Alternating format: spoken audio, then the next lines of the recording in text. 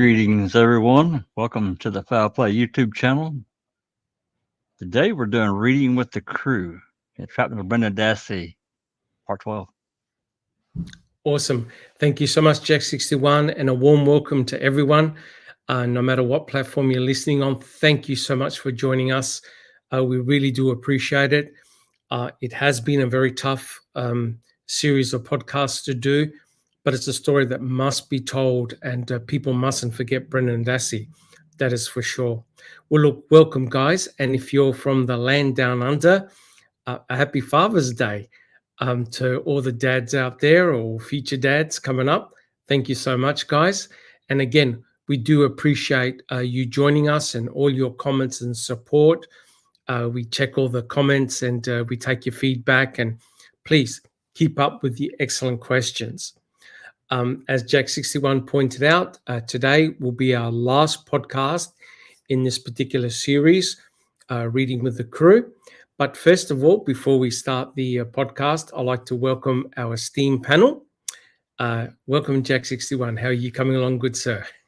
Well, like I said, I've been running 10 steps behind today. I'm doing pretty good. Yep. It's been a busy week, just with one thing then another. But otherwise, doing very well. Welcome everyone in the live chat, and of course, you, Doc, and Cherie. And also a big happy birthday as well, Jack61. Yeah, I had a birthday last week. Turned 36. Oh wait, I reversed that. I meant, yeah, the other way around, 63. Oh yeah, I know the feeling, Jack61. We're the same age.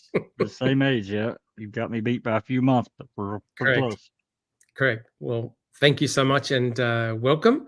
And next we have Cherie. I don't recall. How are you? I'm well. Hi, everybody, and welcome to Reading with the Crew. Awesome. And my name is Dr. Silkman, and I'm from Adelaide, South Australia.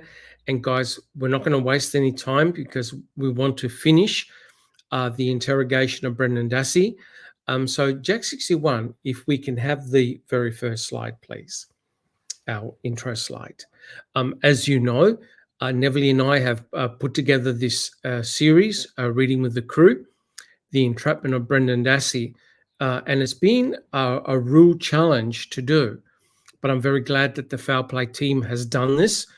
It has allowed us to deep dive and look at a lot of documents and phone calls. And today, guys, we're going to do a bit of a special presentation. It's really in two parts.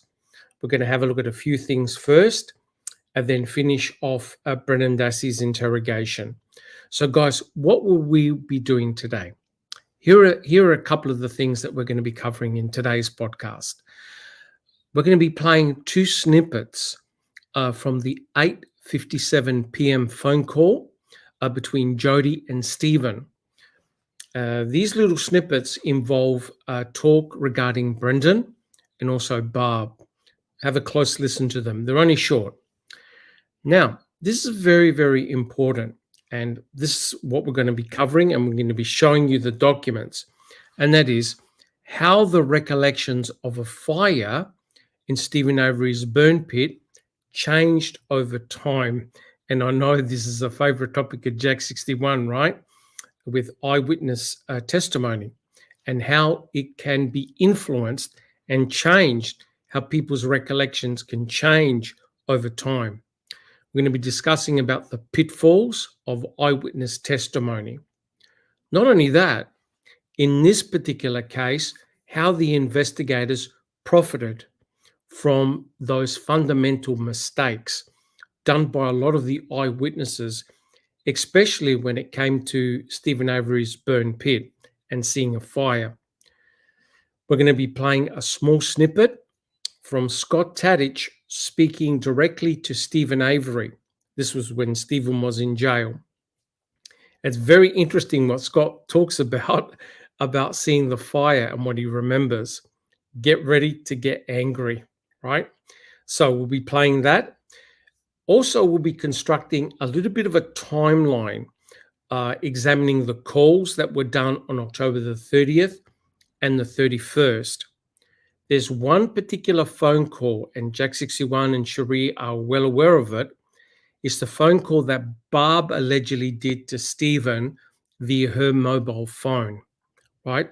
I found another document, another interview of Barb that was done in 2017. And what she says is very, very interesting. So we'll be reading that. And also we'll be finishing off the March 1st interrogation of Brendan Dassey. So we'll be reading that. There'll be hopefully minimal interruptions. And also we're going to include when Barb came into the room, talked to Brendan, talked to her son, and talked to the investigators. Remember, a large portion of the interrogation was not shown to the jury. They were not aware of what had transpired after Fassbender and Wiegert had spoken with Brendan. And that's actually very, very significant. Also, we're going to answer your questions. So guys, again, from the bottom of our hearts, we appreciate your support and we thank all the excellent work done by many, many people behind the scenes who help out, our mods and our super mods. And of course, guys, we thank you guys, our listeners, our supporters. Times at the moment are very slow in terms of what's occurring with Stephen. We're really waiting for the state to give a response. So whenever we get new documents or new information, we'll present it. So don't worry about that. But Brendan's story is a complex, long story. So today, guys, we would like to finish episode 12. Guys, if you enjoy our podcasts, please consider subscribing to Foul Play. If you like our podcast, what we do here in our open mic and other presentations, leave your DNA on the thumbs up button. Again, guys, please share our podcast. Hopefully, a person of influence can listen to our podcast, see the documents, and then approach those in Wisconsin to talk about Brendan Dassey and his case. All right, guys. Finally, if you have any questions, place a queue. We'll try and answer all your questions at the end of the podcast. The only thing that we ask, right, Jack61, right, Cherie, please be civil during your chat, during the live. We have family members that sometimes come in and listen. Please show your respect. We appreciate that very much. Jack61, do you have a comment, sir? Oh, just to add a little bit to that, just respect each other as well. You know, Yep.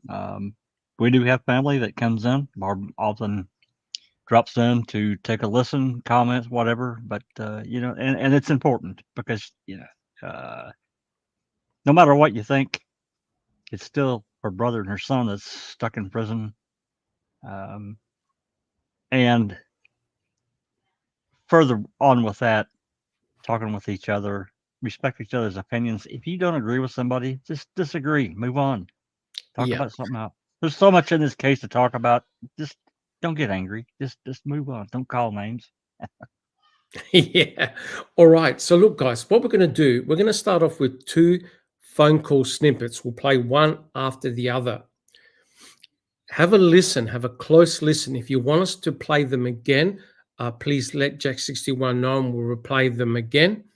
Listen very closely what Stephen tells Jody and vice versa. Now remember, this is on October the 31st. This is the day that Teresa Hallbach arrived to take photographs of Barb Yunder's van. So have a listen to the way Stephen is talking, because remember, according to the state, and as you've heard through Brendan Dassey's interrogation, they've done, both Stephen and Brendan have done all these horrendous things to Teresa Hallbach. But it's interesting what Stephen says to Jody. Jack61, can we cue those calls? Yep. Awesome. It's going to start playing as soon as I pop it on screen. Awesome. All right, here we go. Here's a call. Here's the first clip. Yeah, I was telling Barb over there too. Told her to stay home. Get this shit done around here. Why? What's she got to get done? She lives like a fucking pig. Yeah, I know that. Oh. Probably worse now with Tom gone. And Yeah? she wanted Brendan to do the dishes. I took Brendan over here to help me. And then when we walked in there, she looked at him. I see Brendan's dishes are done. You did them, huh? She did. With the sheets go out every night? Yeah, she gone all the time. That fucking Suburban don't even get cold. I told her that. That some bitch don't even get cold. You're always on the fucking road. More. You know, it's I noticed something there. I hate to pause it, Doc, but I noticed something back there that never caught my ear before. About Brendan doing the dishes, and then when we walked back in there, Yes. does that mean he walked him home? Yes. Yes. Never Yes. caught that before. Yes. I'm gonna back that up. And also, he mentions Barb's car, which is the Suburban, Yes. right? He mentions it by name, and Stephen says it never gets cold because she's always driving out to go and see Scott. On the go, yeah. On the go, always on the go. Yeah. I caught that too. But yeah, when we walked back in there, yes, and she wanted Brendan to do the dishes. I took Brendan over here to help me. And then when we walked in there, she looked at him. I see Brendan's dishes are done. You did them, huh? She did. With the sheets go out every night? Yeah, she gone all the time. That fucking Suburban don't even get cold. I told her that. That some bitch don't even get cold. You're always on the fucking road. More than she was before? Yeah. I know. Shit. The last couple of days, she come home, 5 minutes. They're gone again. Last night she didn't get home till, it was 11 or 12 o'clock. You know, fucking Scotty. That's all I hear. Yeah. Okay. So, Wow. what do you think of that call? It's incredibly powerful now when you factor in all the documents that we have been reading and establishing a timeline, right?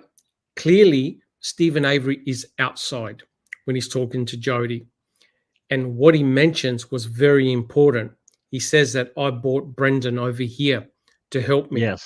Yes. And we definitively know that one day prior, on October the 30th, Brendan Dassey was with Stephen Avery at 8:44 in his garage helping him. That's right. Right? And what did Stephen say when we walked over there? Right? That's right. He Bob did. looked at him and was not impressed because Stephen had Brendan helping him instead of Brendan doing the dishes. But the important point is this: whether you think Brendan was with Stephen on October the 31st, here's the important thing. It meant that Brendan got home early. Would you agree? Because Bob was still there. Absolutely, because right? You know, here we are at this call here. When's this? 8:57. 8:57. Yeah. So, and on top of that, all of this, I mean, you know, Stephen does snort his nose and all that, and yes, whatever. He does it all the time, but he does. He doesn't sound like somebody that's busy doing anything but talking, not correct, doing all this other horse shit. Correct. Ultra violence. So it'll be interesting to see what people in chat think.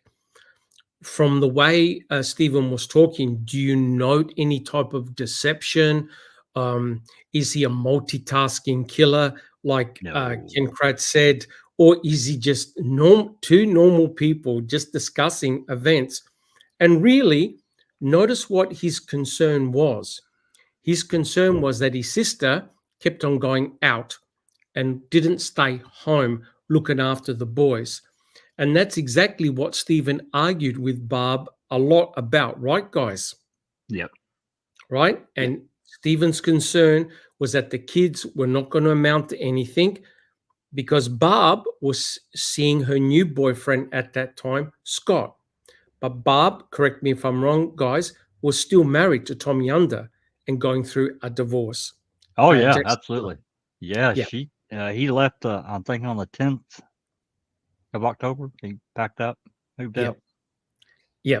So if you listen to other phone calls, jail calls, you'll see that a lot of people, including Mama Avery, comment that Barb normally leaves at around 8 o'clock at night time to go and see Scott. So she's rarely home. But there's another little snippet directly after this that's very interesting. Jack 61, we might have to play the second clip maybe 1 or 2 times, but have a listen to what Stephen says. Yep. It's going to Awesome. start as soon as I put it on screen. Here we go. They were in the black outfit. Oh, she's leaving again. What black outfit? My swimsuit? Yeah, it could be. Yeah, that's And my probably what bib it is. pants? My shorts? My bib pants? No, it don't. It go from the waist up. Is there a black string around my neck? I don't know. I don't remember. Oh yeah, that's up north, huh? Yeah, That's probably my... You got a picture like that at home, right? I think so. Yeah. It's my swimsuit, my bib shorts.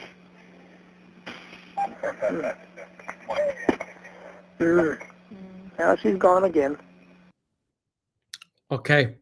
So notice, Jack 61, Cherie, Stephen Avery mentioned twice to Jody, she's gone again. Yep. Right?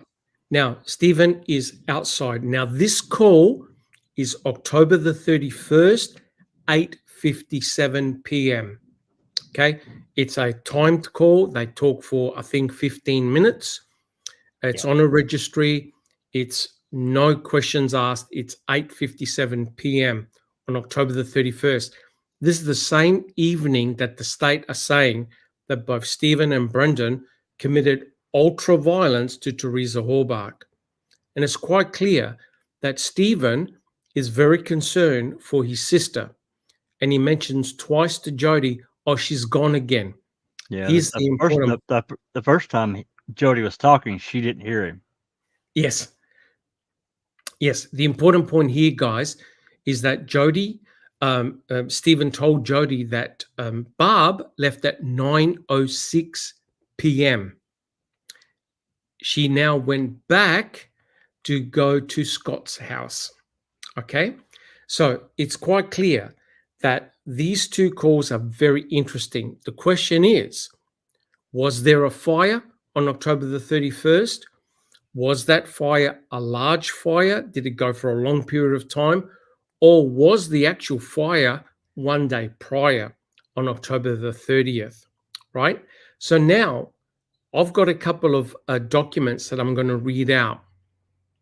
The investigators wanted to talk to people like Barb, Scott Tadich, Brendan Dassey, to see what they recollect on October the 31st. Very, very interesting. Jack 61, do you have any comments, sir? Yeah, I think we have to keep in mind, and in both those little clips there from that, basically 9 o'clock call that night, listen to Stephen's voice, listening to what he actually said. Yes. In relation to what we know. First clip, I just never caught that before.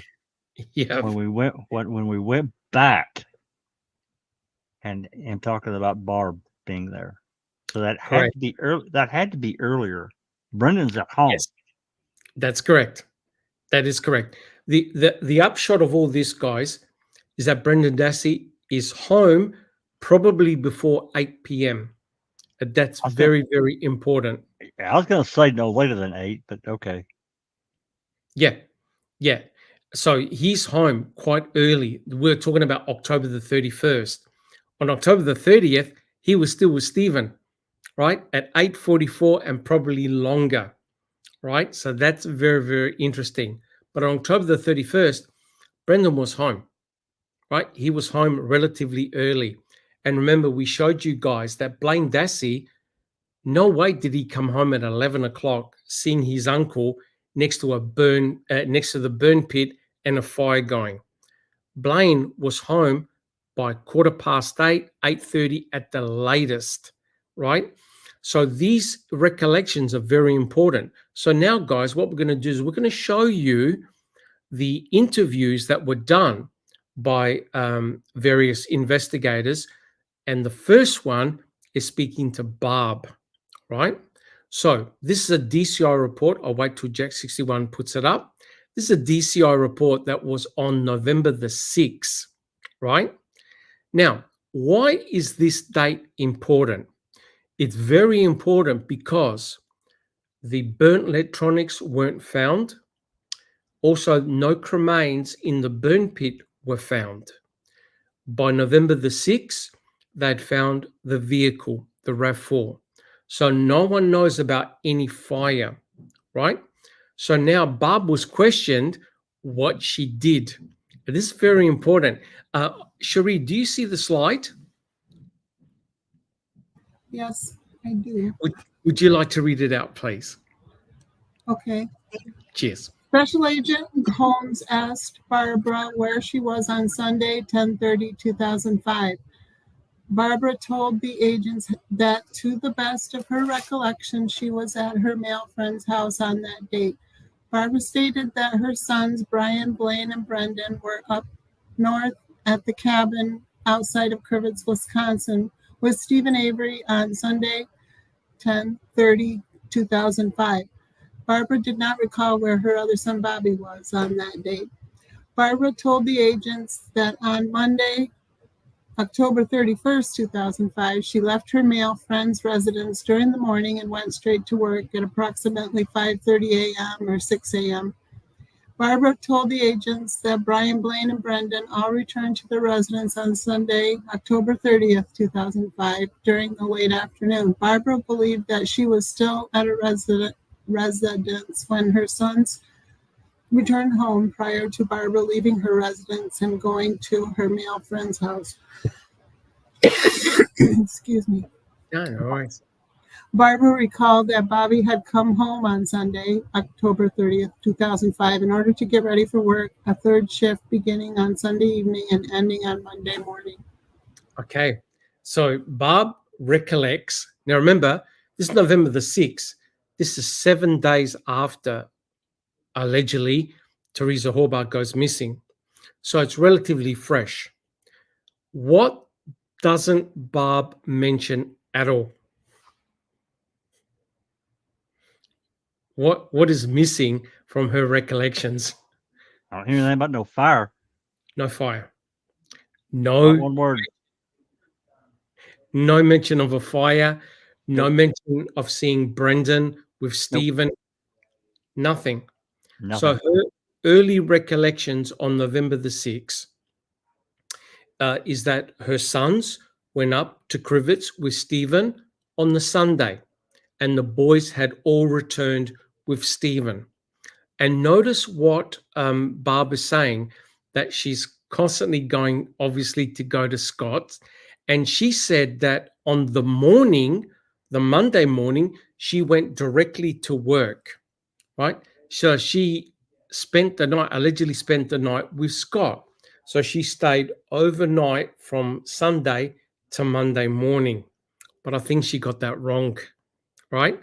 But as Jack 61 pointed out, there's no mention of a great big whopping fire. There's no mention of a smoke. There's no mention of seeing her son with Stephen. Nothing at all. So shall we continue the next slide, please? So this is before, this is the same interview where Barb was questioned, same one. So just check out the next slide. Jack 61, would you like to read this one? Sure. Okay. Special Agent Capitani asked Barbara if she observed Stephen Avery at any time on Monday evening, October 31st, 2005. Barbara stated that she did not remember seeing Stephen Avery on Monday evening at all, whether it be a phone call or in person. Barbara stated that when she met with her dad on Monday evening, Stephen Avery was not with her dad either.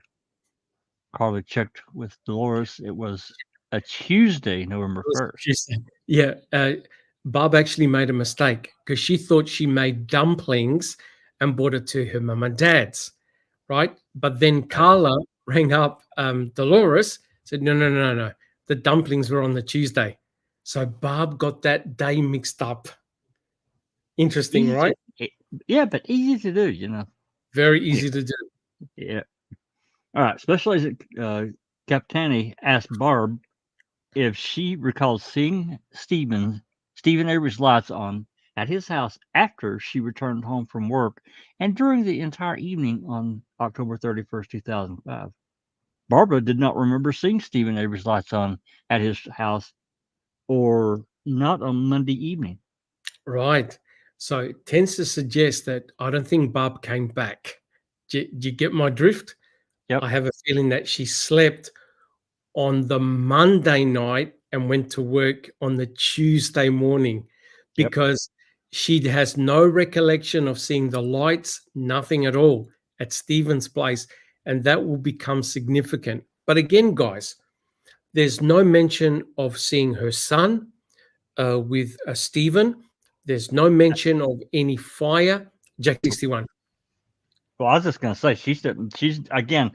There's no mention of a fire at all on the 31st, No. and I think that's important. And to answer your earlier question, I think that it's possible that Stephen and Brendan might have had a small fire on the 31st, but it probably just to burn a little brush, finish up what they had started the day before. That's what I think.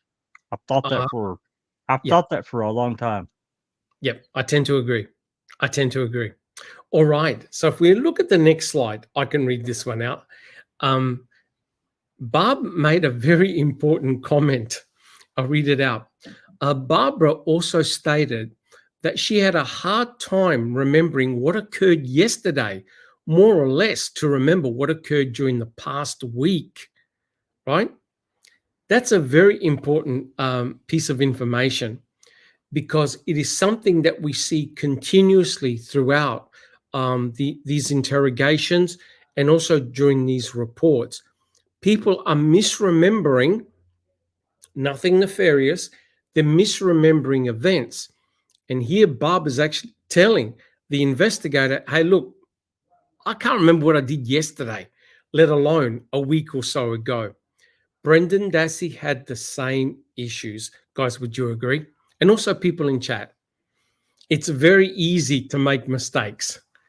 I agree. Again, we've talked about this a million times. Unless something significant happens on a particular day, days become mundane. They can run together. We all know that. Yep. And the issue with Barb is that she was continuously going to see Scott. Sometimes she would come back very late in the evenings. Other times she would spend the night with Scott and come back in the morning. So nights and mornings, they just blend in together, right? Very easy to do. I tend to agree with that. Then, you consider, people working and they're just living their life. Again, they're not trying to, document in their brain. No. People just don't do that. Correct. All right. Now, the investigators came back and spoke to Barb again. Now, this is on November the 9th. And down the bottom, you can see the DCI report if you want to read the full report. Jack 61, if we can have the next slide. Cherie, are you happy to read the next slide?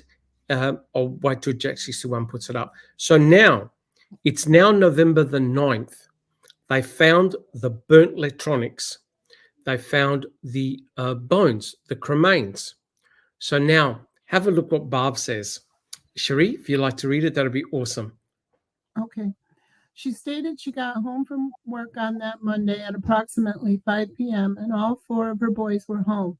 When she arrived home, Bobby was taking a shower after just getting home from hunting. Her friend Tadek picked her up at approximately 5:15 to 5:30, and they went to the hospital that Monday night. She returned to the residence at approximately 8 p.m., and her friend Tadek dropped her back off at home, and then he departed.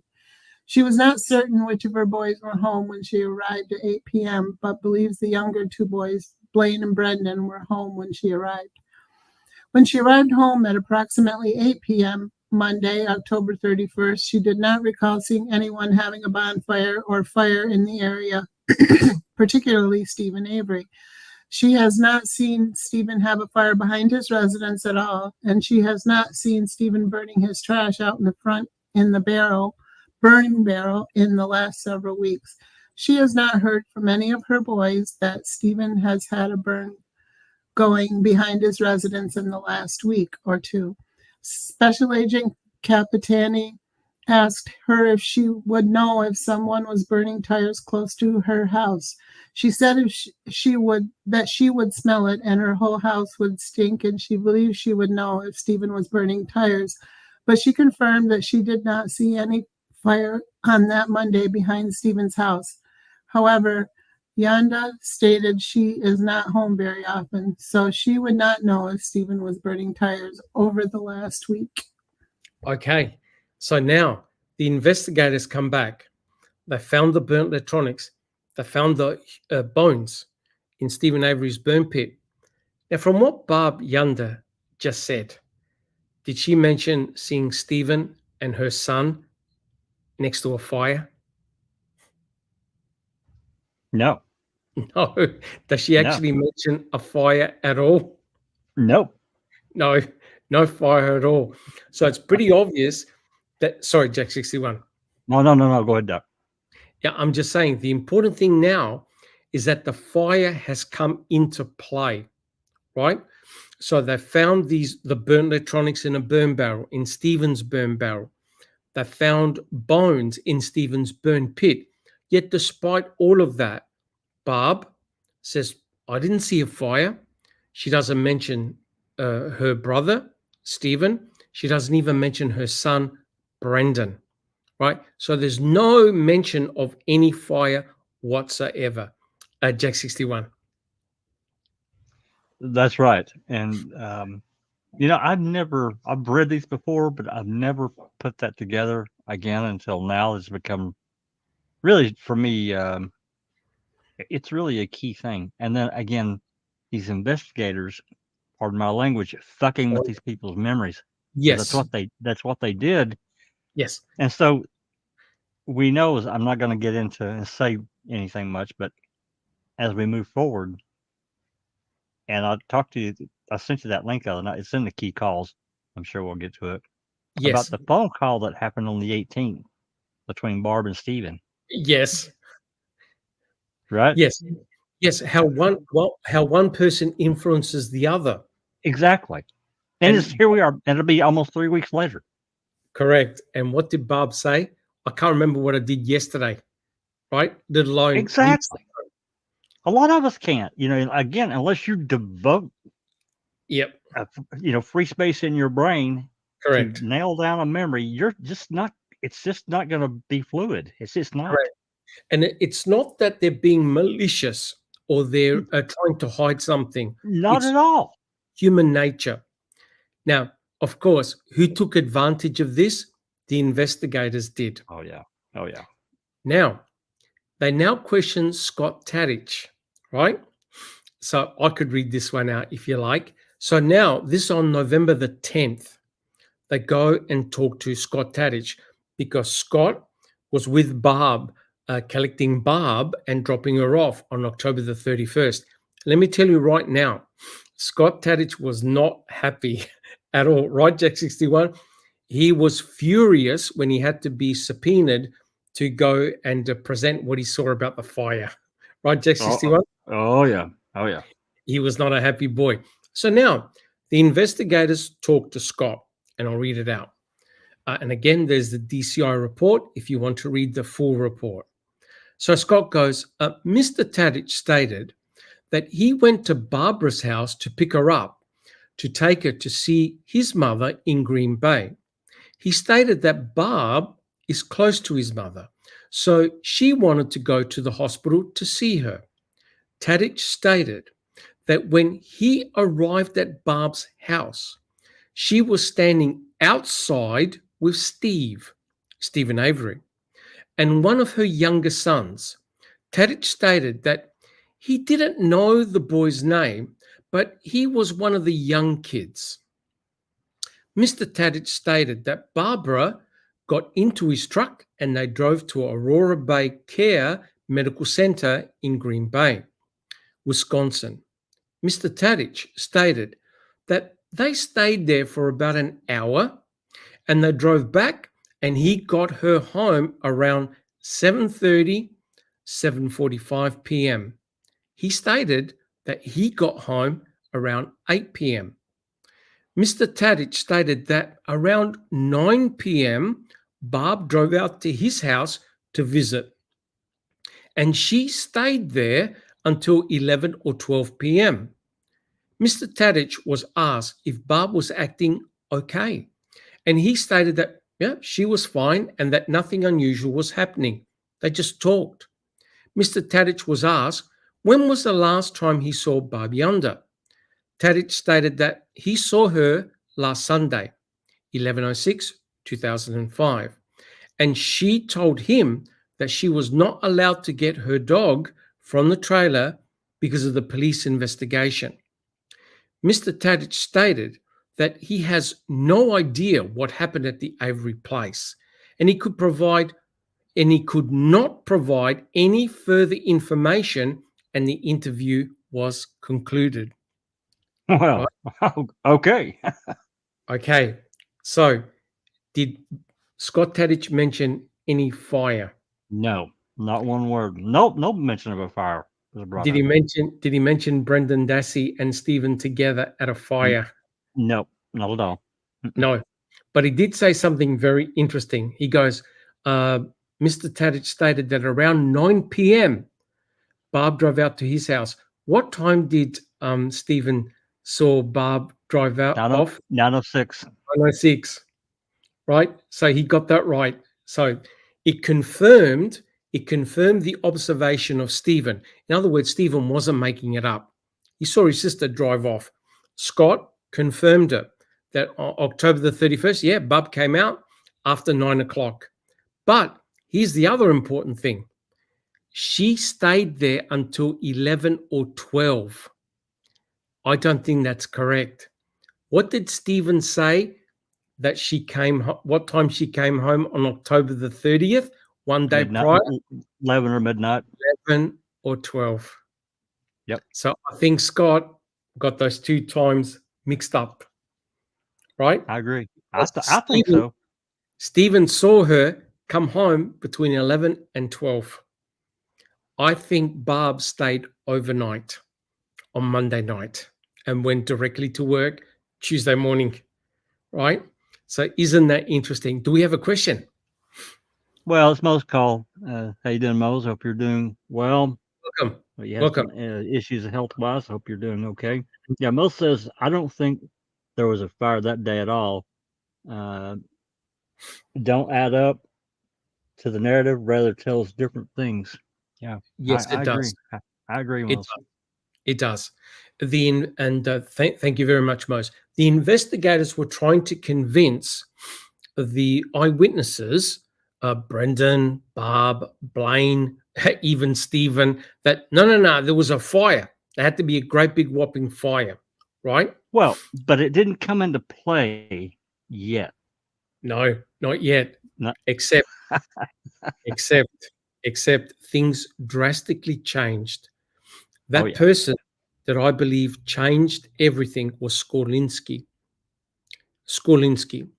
Now, if we have a look at the next slide, J61, Skorlinski and Baldwin went to re-interview Brendan Dassey, right?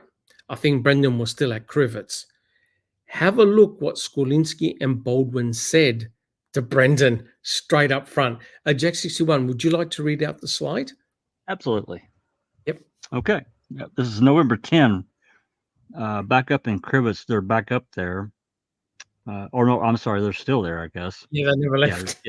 Yeah, they never left. This is the 10th. Okay. And, yeah, so they're in Crivets, and so they go back to re-interview Brendan. This is DCI report 33. S.A. Skorlinski and investigator Baldwin left Dassey and went inside the residence to check on the status of the search warrant execution. A couple minutes later, Skorlinski returned to Dassey and told him that investigators believe that on Monday, October 31, 2005, Stephen killed and burned her body in his fire pit. Skrlinski told Dassey that investigators found pieces of female bone and teeth. Dassey was asked if he helped Stephen burn Halbach's body, and he said no. Dassey was asked if he saw anything in the fire pit that resembled a human body or human bone, and he said no. Skrlinski told him that this is not the time to be lying to protect Stephen. Dassey said he did not know anything about Stephen burning Halbach. The interview was terminated at approximately 12:30 p.m. Right. So, Yeah. Jack 61, Cherie, imagine being a 16-year-old kid and being told this. No. This is what occurred. We believe that your uncle did this, And you helped him. Stop protecting your uncle. So Brendan must be thinking, wait a minute, I was with my uncle. They're now coming up with all these things. Jack 61. Yeah, that didn't. Brendan's telling him it didn't happen, and he wants nothing to do with it. But this interview here, if you actually read this report, Skrlinski got in his face. He was none too kind to Brendan during this. Yep, and he did the same thing to Blaine at that restaurant. Well, no, that was Fassbender. Yeah, they got into their face. They were very, very aggressive. Right? Very. But now something occurred, because the next interview is with Scott Tadich. They talked to Scott again. But this time, guys, it's November the 29th. Okay? November the 29th. Remember what Scott initially said. Scott goes, never mentioned the fire, never mentioned smoke, never mentioned Brendan, never mentioned Stephen. Something occurred. Right, Jack 61? Right, Cherie? Now, this is, I think they interviewed him on the 9th. So now, 10th. On the 10th, so 19 days later, Scott comes up with this. So what we'll do, it's a couple of pages, Jack 61. Yeah, there's actually two really important factors that change in this interview. Obviously, one is the fire he's going to bring up, but the second one, in the first interview, I can't remember. In one interview, he was off because his mom had surgery. Correct. The second, I think it's the second interview, he worked, came home, got changed, then went deer hunting. That's correct. Correct. So now what we'll do, this is a couple of pages. So what we'll do, we'll split it up. Would you like me to go first? And then we'll split it up with the pages. All right. So this is now November the 29th. Remember, Scott never mentions any fire. Now, check it out. Tadich said he was in his deer stand by 3:30 p.m. and hunted until approximately 5 p.m. At that time, he drove over to Barb Yunder's residence, which is on the Avery's auto salvage property. He said he arrived there between 5:15 and 5:30 p.m. Tadich said he did not get out of his vehicle, but did observe Stephen Avery and one of Barb's sons standing outside behind Stephen's garage. He could not identify which son, but could tell that it was one of her boys. Tadich said these two were standing around a fire that was burning in the area behind Stephen's garage. He said Barb then came out of the house and they drove to Green Bay to visit Tadich's mother in the hospital.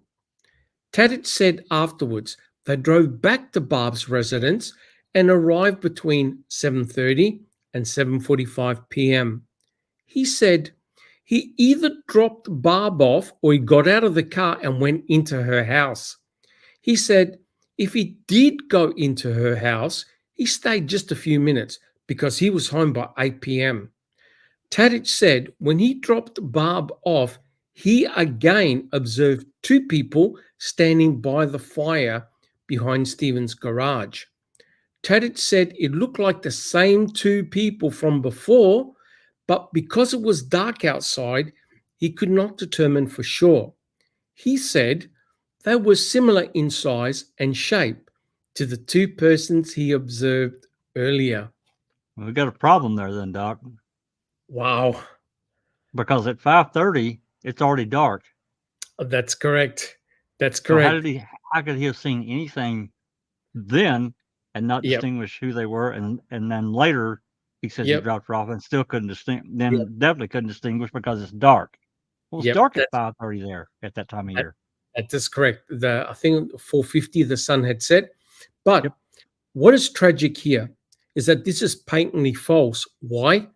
Because Barb herself saw her sons at home when she got home. That's right. Barb herself. Furthermore, and we'll summarize it. Furthermore, Brendan was seen by both by both Blaine and also by Bobby at home. So even Barb saw Brendan at home. So there's no way that Brendan Dassey is sitting with Stephen or standing with Stephen at a fire when they come back home, right? Nope. But why Jack 61? Why Cherie? All of a sudden, we have the introduction of a fire. Well, they had to, because that's when the state's going to define that Teresa was, abducted, kidnapped, whatever, and killed, dismembered and killed, whatever. But do you think the pressure now was on Scott? Because Scott, remember, time frame wise, would have been at the same time frame and place when Teresa, according to Stephen, turned left on Highway 147. Scott Tadich was going in the same direction. That's right, because he observed Bobby going towards That's his right. trailer. Towards his That's trailer. correct. That is Well, correct. you have to wonder. I mean, speculation, of course. You have to wonder what was said off mic when Yep. the recorder wasn't playing. You're telling us that you passed Bobby, but if she left there and was going turn left, you'd have been behind her. What's going on Correct. with that? Correct. I, So I now don't know. I don't know if that's what happened, but No, we're only something clearly changed. something has changed. So now we have the introduction of a fire, and there are two individuals now, Stephen and a younger son. So shall we continue? And Jack 61, would you like to read the next slide, please? Sure. Taddick was then asked when he dropped Barb off, did he make some comment about the big flames that were coming out of the fire pit behind Stephen's garage? He said he may have made that type of comment, but does not remember it. Taddick said if Barb stated that he made that comment like that, then he did. What the fuck? Taddick was asked. Well, again, the agents prompting this. It's hearsay. Oh, Well, he didn't. Yeah, he didn't volunteer it. No, correct. Yeah, okay. He did not remember it. Taddick said if Barb stated that he made a comment like that, then he did. Taddick was asked if Stephen's fire could be called a bonfire because of the size of the fire and flames. He said his definition of a bonfire may differ from others because a big fire to him may not necessarily be a bonfire. Taddick was asked if the flames were as high as at least 3 feet high, and he said they were at least that high. Taddick said that at no time that day did he have any conversations with Stephen or even wave at him or acknowledge his presence. Taddick was asked if he did go to Barb's house at 7:30 p.m., did he observe any of her sons? Right. So it's quite clearly now that the investigators are honing in on that fire. Oh, yeah. They need witnesses to say that Stephen had a fire. Guys, would you agree? Absolutely. Right. And Scott Tadich is on very shaky grounds because he goes, well, if Barb said I said it, then I said it. Right. Absolutely. But what's the problem with Barb's memory? She can't remember what she did yesterday. Exactly. Right. So now you've got individuals that have got problems recollecting events. And Scott is now saying, yeah, I saw Stephen and one of Barb's sons at the fire. But notice He noticed them when he picked Barb off and when he dropped Barb off, implying that time had gone by. Several Yeah, a hours. couple hours. Yeah, that's right. Yep. And Interesting. Taddick said it. And Taddick said it. Barb said I made that statement. Yeah, sure, I did. What? Correct. All right. Shall we continue? And Cherie, would you like to read the next slide, please? Okay. Specifically, Brendan or Blaine Dassey. He said he could not remember seeing any of her boys other than the one outside by the fire with Stephen. Taddick said when he left Barb's residence and went to his residence at 8 p.m., Barb came to his residence at about 8:30. He said Barb stayed at his residence until somewhere between 11 p.m. and 12 a.m., and then she went home. Okay, hold on. Okay. Notice what he said. Until 11 and 12. What did Stephen say? He saw his sister come home at 11 and 12 on the 31st. Sunday. On the Sunday. On the 30th. I'm sorry. On the 30th. On the 30th. On the Sunday. Yep. Interesting that Scott said, no. She came home between 11 and 12.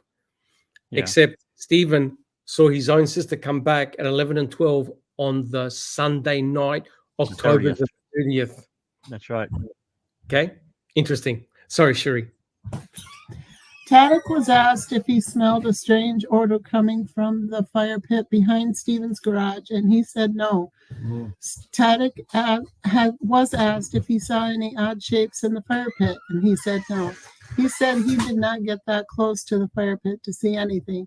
Taddick was asked if if Stephen's overhead garage door was open or closed, and he could not recall. Taddick said when that day, October 31st, became important to the investigation, he tried to remember everything he did or saw at the Avery property. He said if the investigators would have contacted him sooner, he would have remembered more.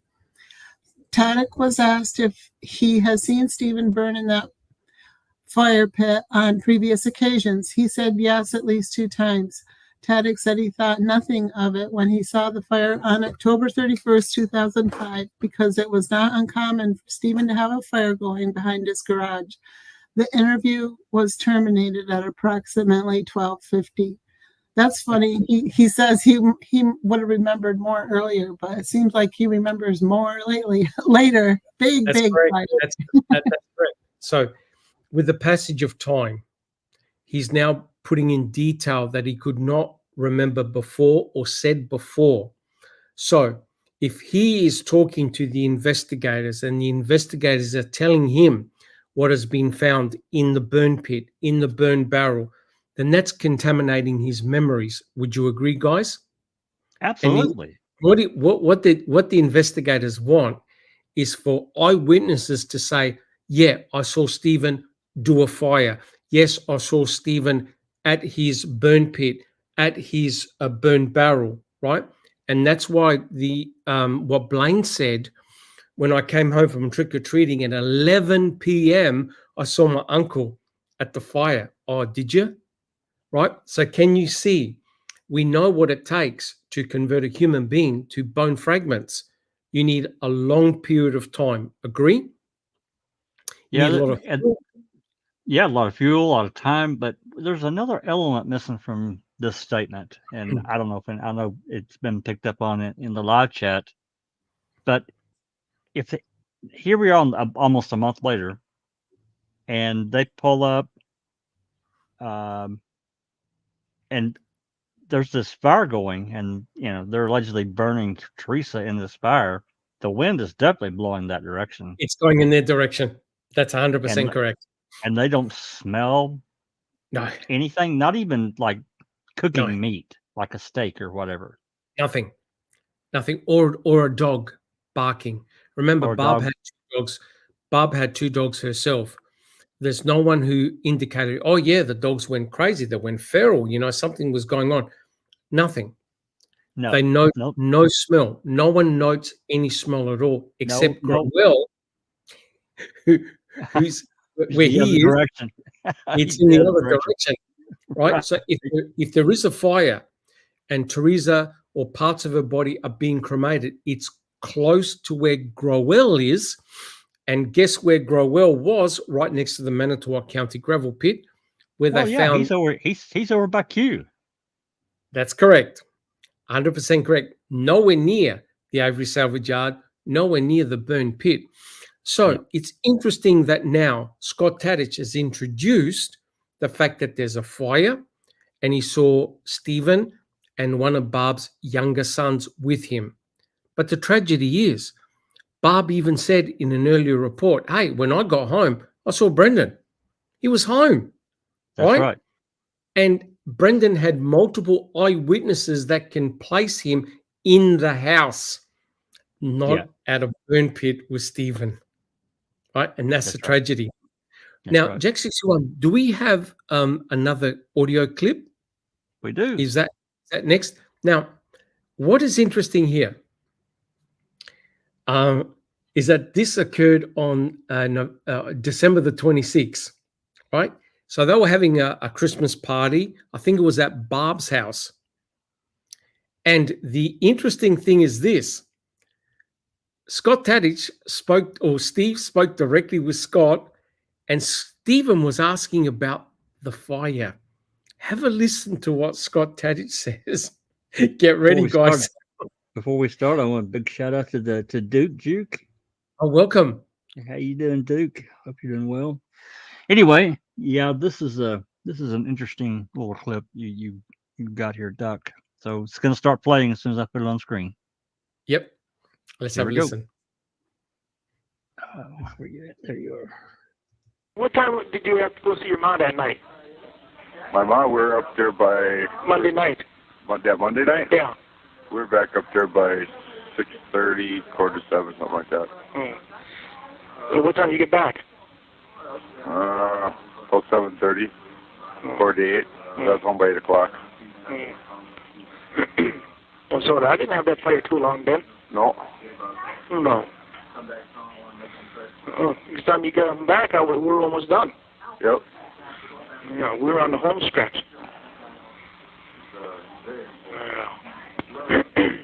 Yeah, I don't know. That ain't right. No. Now, wow. now, Jack 61, this is straight from the horse's mouth, right? No speculation or whatever. This is Scott Tadich talking to Stephen. Now, if the fire took place on October the 31st, what did Scott say? It was almost done, almost finished. Right. That's why I said if Stephen had, my opinion, of course, I can't prove anything. Yep. But if they did have a fire on the 31st, it was not a big fire. It was a small fire finishing up, I think, again, what they started the day before. Right. But the important thing is this. If Stephen had a small fire, right, by the time that Scott dropped off Barb, Brendan was home because Barb saw Brendan at home. So if Stephen was doing his cleaning up, tidying up, because remember at the 8:57 call with Jody, Stephen's outside. You could tell. And he even mentions the golf cart. So could it be possible that he had finished off the burning of the brush or whatever on October the 31st, but it was a small fire and Brendan was home. Yeah. And Stephen was just doing up the tidying up, cleaning up, because he even said to Jody, I'm cleaning up a little bit. So he was outside. But there's nothing nefarious. No one smells anything. But Jack 61, where is the great big whopping fire that was over the garage? It wasn't. If there was a great big whopping fire, number one, it didn't happen on the 31st. No. My opinion. Now, And I think we can all back that up. Can you please play that clip again and listen to what Scott says about the fire? Yep. Here we go. Hey, what time did you have to go see your mom that night? My mom, we're up there by Monday night. Monday night? Yeah. We're back up there by 6:30, 6:45, something like that. So what time do you get back? About 7:30, 48. I was home by 8 o'clock. So, yep. So he's nailed down a time frame. Now, of course, Yes, here and he's we are. consistent. He's consistent with that. He is. A couple months later, he Yep. certainly did a job with his statement on the 29th of the DCI, but Yep. kind of back to October 31st, I think, more in real time. Continue on. Oh, so I didn't have that fire too long then. No. I didn't have that fire too long then. Correct. But the important thing is this, Jack 61. He said he dropped Barb off 7:45, 7:30, 7:45. Barb saw her son, Brendan, at home. And then That's Blaine right. came after trick-or-treating. And remember, Bobby was sleeping. Right? So the scary thing is this. Barb contradicted herself. And Scott Tadich introduced things that never occurred, i.e., seeing Brendan with Stephen at the burn pit with a fire going on. That may have occurred earlier on, but it couldn't have. Why? Because Brendan has got the Cornelia call at about 6 o'clock. Yeah.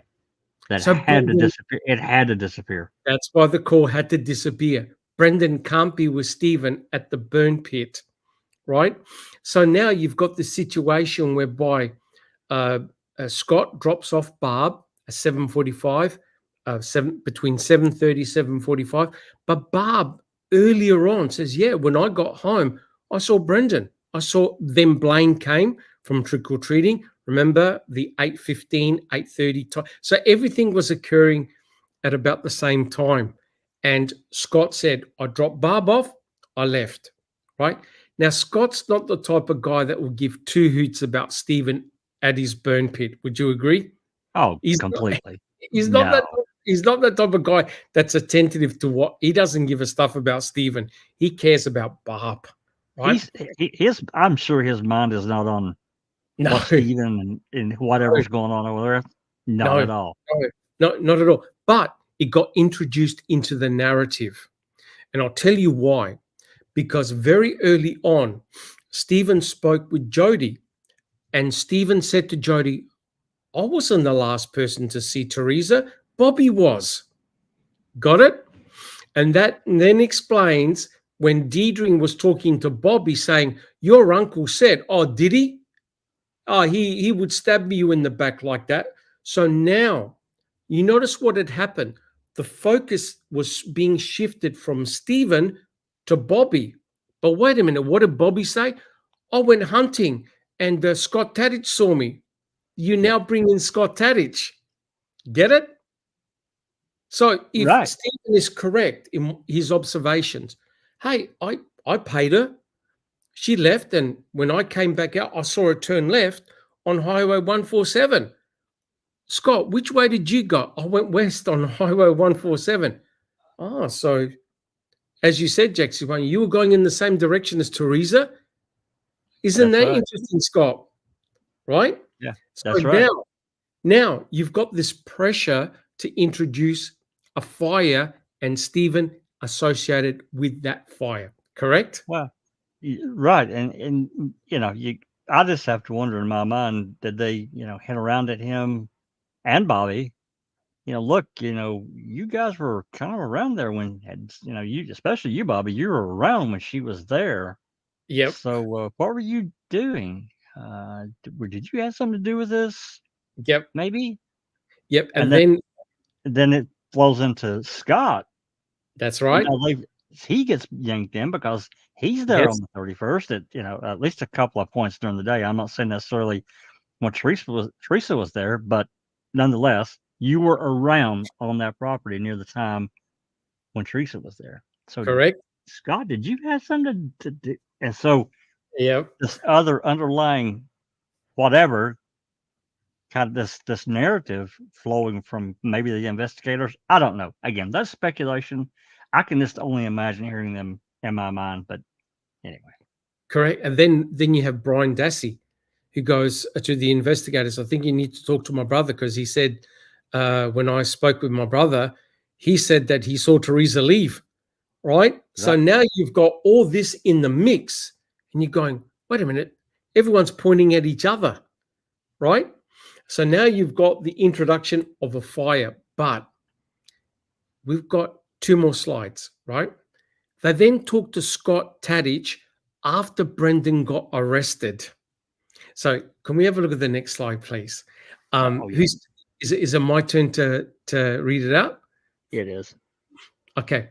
So this is interesting because Scott says a couple of very interesting points here. So they interview Scott Tadich again, but this is after Brendan got arrested. You can see here, the 30th of March, 2006. I'll read it out. Tadich was asked about his specific activities on Monday, October the 31st, 2005. He stated he spent the day in Green Bay at a hospital where his mother had undergone back surgery. He stated he came to pick up Barbara about sunset or shortly thereafter. He stated Barbara Yunder accompanied him to Green Bay, where he stayed with his mother and then transported Barbara back to her mobile home at approximately 7:30 to 7:45. So he's consistent. Scott is consistent of that time. In fact, that's even better for Brendan, right? That's even better for Brendan because it means that the kid was home between 7:30 and 7:45, right? That's an important point. Okay. He stated after this, he went to his residence. He stated Barbara arrived at approximately 8 p.m., which is impossible because she got dropped off and she didn't leave until 9:06. Scott has got the day mixed up, right? I'll continue reading. Or thereabouts. And he and Barbara watched TV. He specifically mentioned the program Prison Break.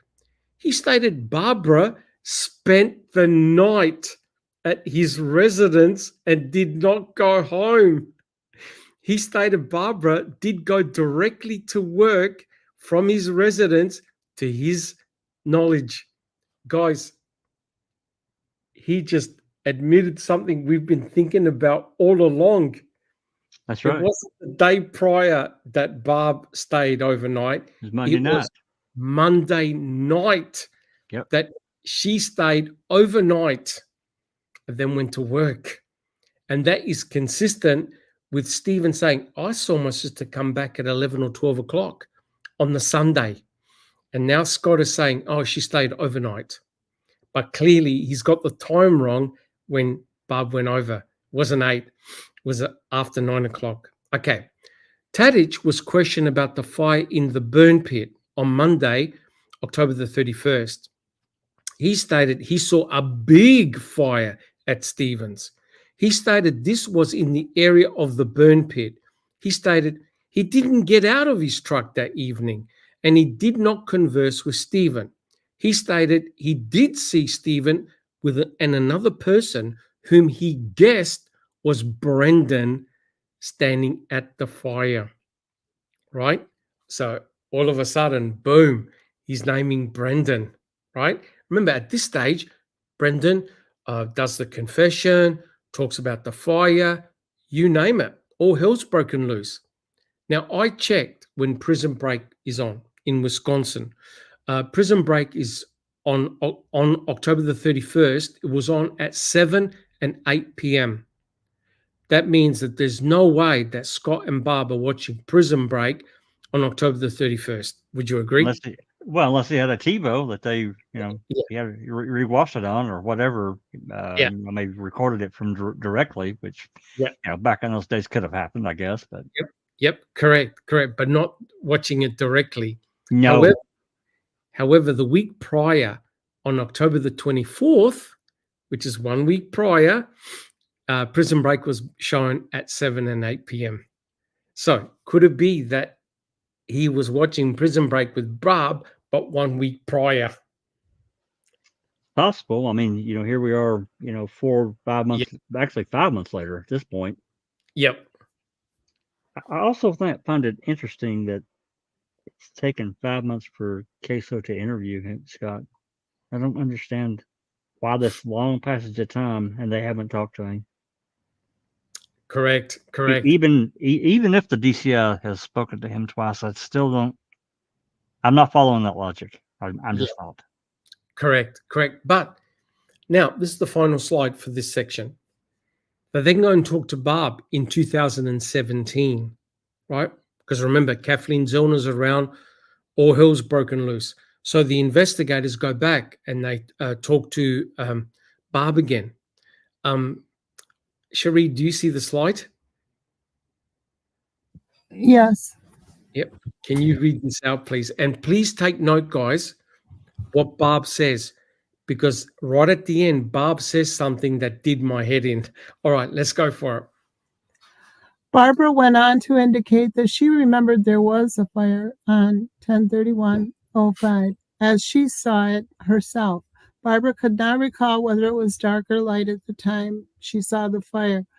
Barbara did not remember whether the fire was present when she and Scott left for Aurora Bay Care Medical Center, but she remembered seeing it when she came back between 8 and 8:15 p.m. Barbara stated she saw people she identified as Stephen and Brendan standing at the fire at this time. Barbara remembered Brendan being home when she arrived home from work on 10/31/05 between 4:50 and 5 p.m. Barbara stated all her boys were home to her recollection. Barbara stated to her recollection Bobby was laying down, Blaine was getting ready to go trick-or-treating, and Brendan was playing video games. Barbara once again indicated that she believed to have gotten home from the hospital at approximately 8 p.m. Barbara stated when she arrived home, she believed Bobby was sleeping and thought Brendan was outside with Stephen. Barbara stated she called Stephen's cell phone and talked with Brendan to see if Brendan had a coat on. Barbara also indicated she advised Brendan at that time to be home at a certain time. Barbara stated Brendan sounded normal on the phone. Barbara stated Brendan had not had a coat on, but went back home and got one of Barbara's. Barbara stated she believed she told Brendan to be home between 9 p.m. and 10 p.m. Oh dear. Jack 61, any comments? Or there's just all kinds of problems with that. There's just a ton of issues with that. She's confusing a couple of days and got them mixed together. You know, here we are. I mean, this is years later, of course, but you know, I can understand that. But even if you talk to someone in a relatively close amount of time to events like that are actually similar in nature, you know, Brendan over helping Stephen do this, they have a fire, they're burning a bunch of just old crap. The next day, there's a small fire. Again, it's easy to get that shit confused unless you nail it in some Correct. kind of journal or whatever. Correct. I think she just got dates mixed. She's adding events from both days and getting them confused. That's correct. my opinion. 100% correct. And it's tragic because now she even says, oh, yeah, when I came home with Scott, I saw Stephen and Brendan together. Whereas in previous interviews, no, when I got home, I saw Brendan. And not only that, the other boys saw Brendan at home as well. Yeah. When her mum came home. That's right. right. So Brendan's now playing video games. Blaine's getting ready to go trick or treating. Bobby's Yep. asleep. Correct. And now she's now taken her son Brendan and placed him outside with Stephen. That cannot be the case. But the thing that did my head in was the end bit. The fact that Barb said that, hey, I rang up Stephen's mobile phone and I spoke with my son Brendan. And Brendan came home and got one of her coats. Yeah, that didn't happen on the 31st. It did not happen. Not according to Stephen's phone bills. And what was Brendan wearing when he was with Stephen? He was His own wearing coat. his Friar Tuck jacket. That's right. So you now know that what Barb recollected could not have occurred on October the 31st. That either took place one day prior or at another time, because that call, that phone call to Stephen from Barb on her mobile phone to Stephen's mobile phone on October the 31st does not exist at all. It does not That's right. exist. right? We checked it extensively. And I found something very, very interesting as well, right? So if we have a look at the next slide, what we can now do is do a timeline, looking at all the testimonies and seeing who can corroborate with who. Now, there are two important days here. October the 30th, which is the Sunday. Now, you know that's the day that they all go to Crivets, the boys, with Stephen. Stephen comes home. And here are the time-stamped phone calls. There's no dispute. These are time-stamped, the jail calls. Jody calls Stephen at 5:56 p.m. Jody calls Stephen again at 8:44 p.m. This is on the Sunday.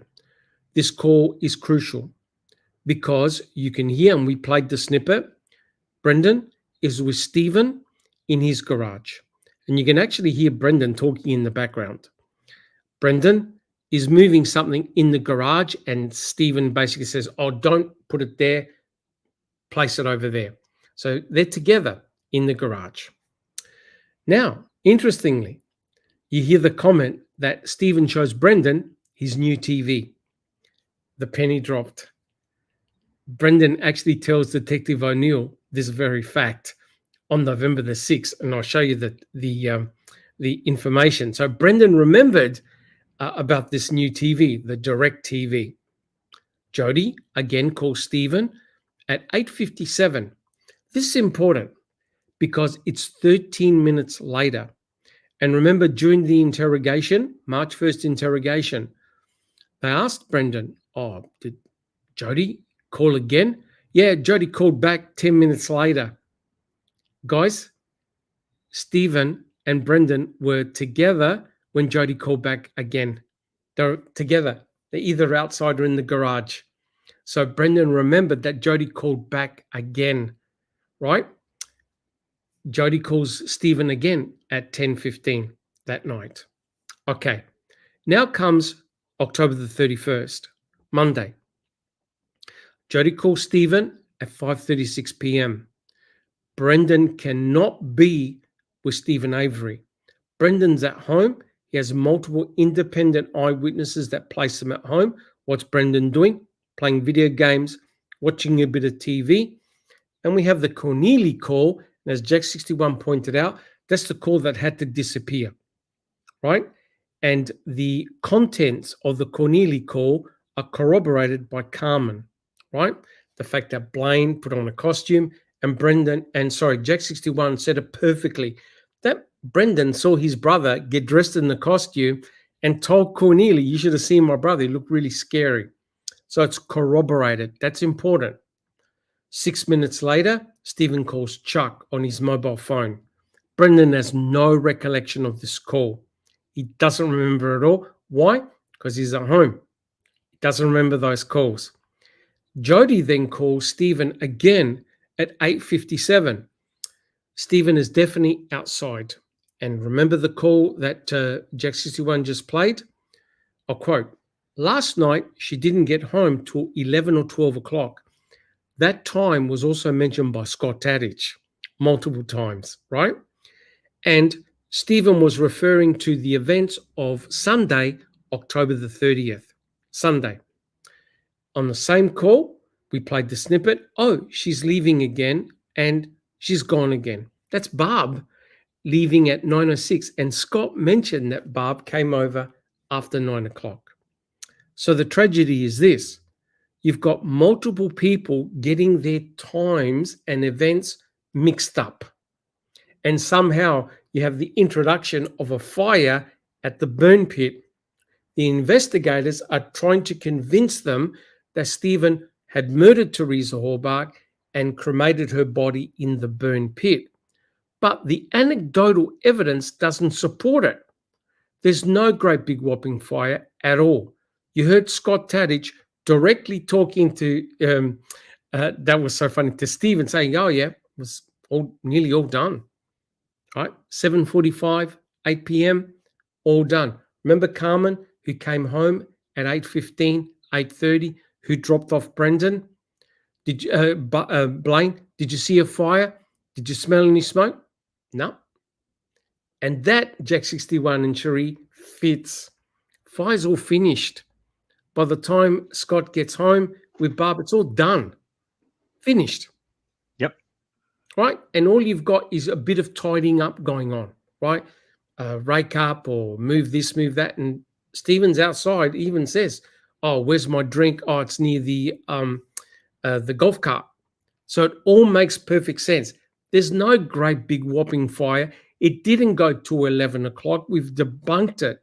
So if there was a fire, it was a small one.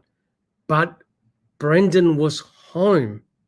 He wasn't outside, right? Now, if you burn a human being, there's the stench, the smell. And remember, Brendan is there with his puffy jacket. No one notes any nefarious smell. Nothing. Not even Scott noticed the smell. But what Scott said to Stephen was important. Hey, the fire, it was just about done. And what did Scott say? Even showed sympathy. Yeah, it ain't right. Right, Jack 61. Right. But there's, just to interrupt you slightly here, there's also one real key element that had to have taken place that we've not talked about and interjected. Time to dismember Teresa. Correct. Correct. So I don't know how long that takes to cut someone up with a saw, but you're not going to do it in 5 minutes. No. It's going to take some time. So we've got that element that would have had to have been added into that. I'm going to guess minimum of, I don't know, an hour. I don't know. I've never field dressed a deer. I couldn't answer that question. Maybe somebody in chat can relay their experiences in field dressing a deer, because that's what they do. They basically got it and cut it up and get the meat. So they don't. Sorry to interrupt, Jack 61, but that's exactly why Fassbender and we get asked Brendan about the chains and the ropes in the rafters. Well, I agree. Yep, because they know that you have to have a person splayed out if you're going to do this dismembering. Because remember, you've got organs, you've got blood, you've got body fluids. It's going to be a huge mess. It's going to be a ginormous mess of blood. Plus, you have to clean up as well, right? Yeah, that's right. Simply did not have time to do any of those events. Zero. When you factor in the calls from Jody, that's 30 minutes. Factor in the call to Chuck, that's another 5 minutes. 35 minutes of time has disappeared. Wait, your co-conspirator Brendan is already home, probably at about 7:45, right? So hence, wait a minute, the person who's meant to be helping you commit all this atrocity, fire a weapon 10 or 11 times, which no one hears. No dog is barking with all this commotion, and no one smells anything, right? It all indicates that Teresa Hallbach, that was not the primary burn site. And Duke did his excellent analysis with the sifting. All of a sudden, the finding of item BZ, which is unburnt muscle tissue and a large bone fragment, that rolls up 2 days later, allegedly in the tarp.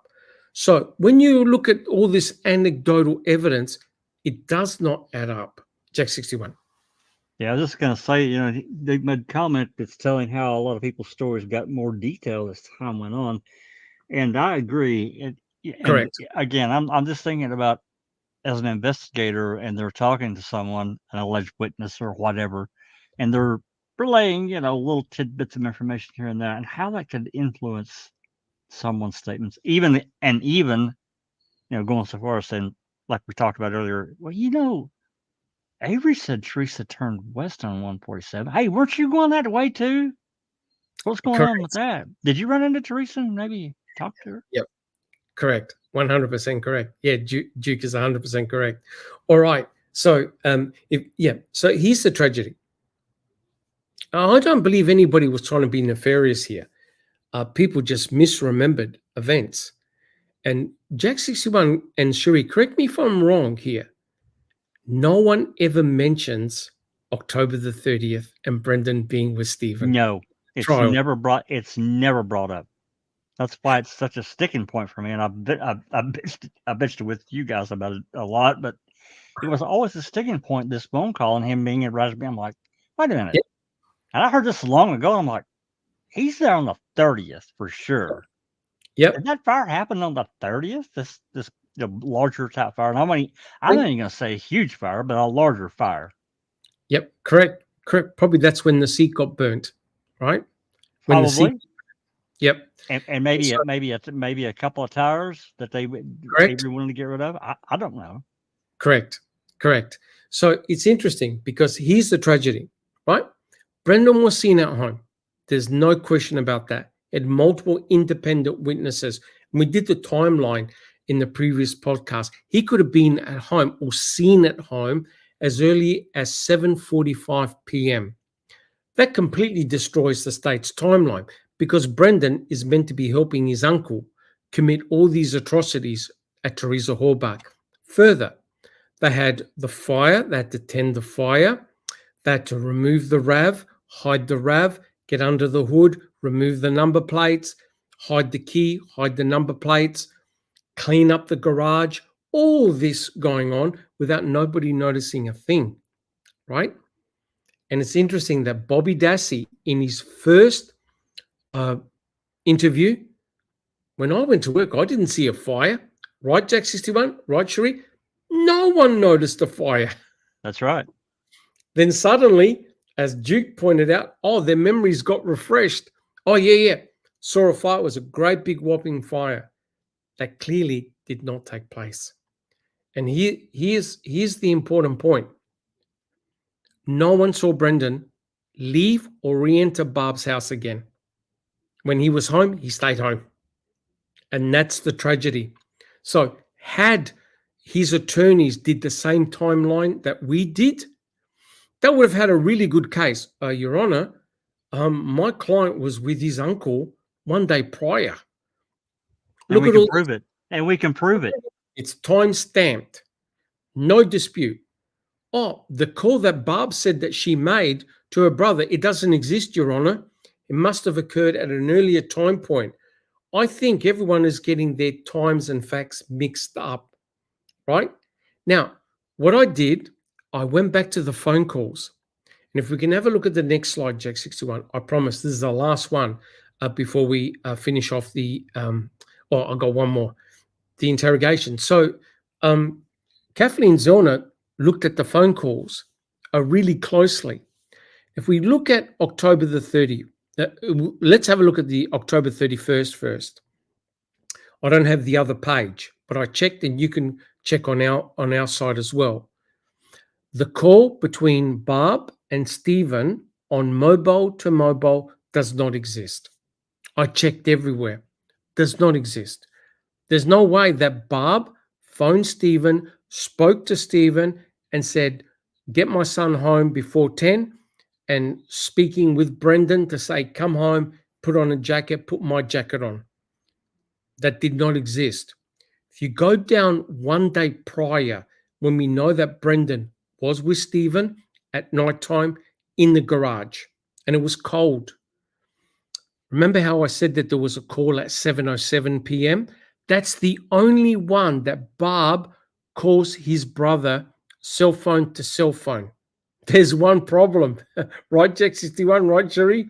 It was unanswered. That's right. No one answered it. So she placed the call, and I think on another, this is why I got confused, on another spreadsheet, it said 38 seconds. But the problem was the call was not answered.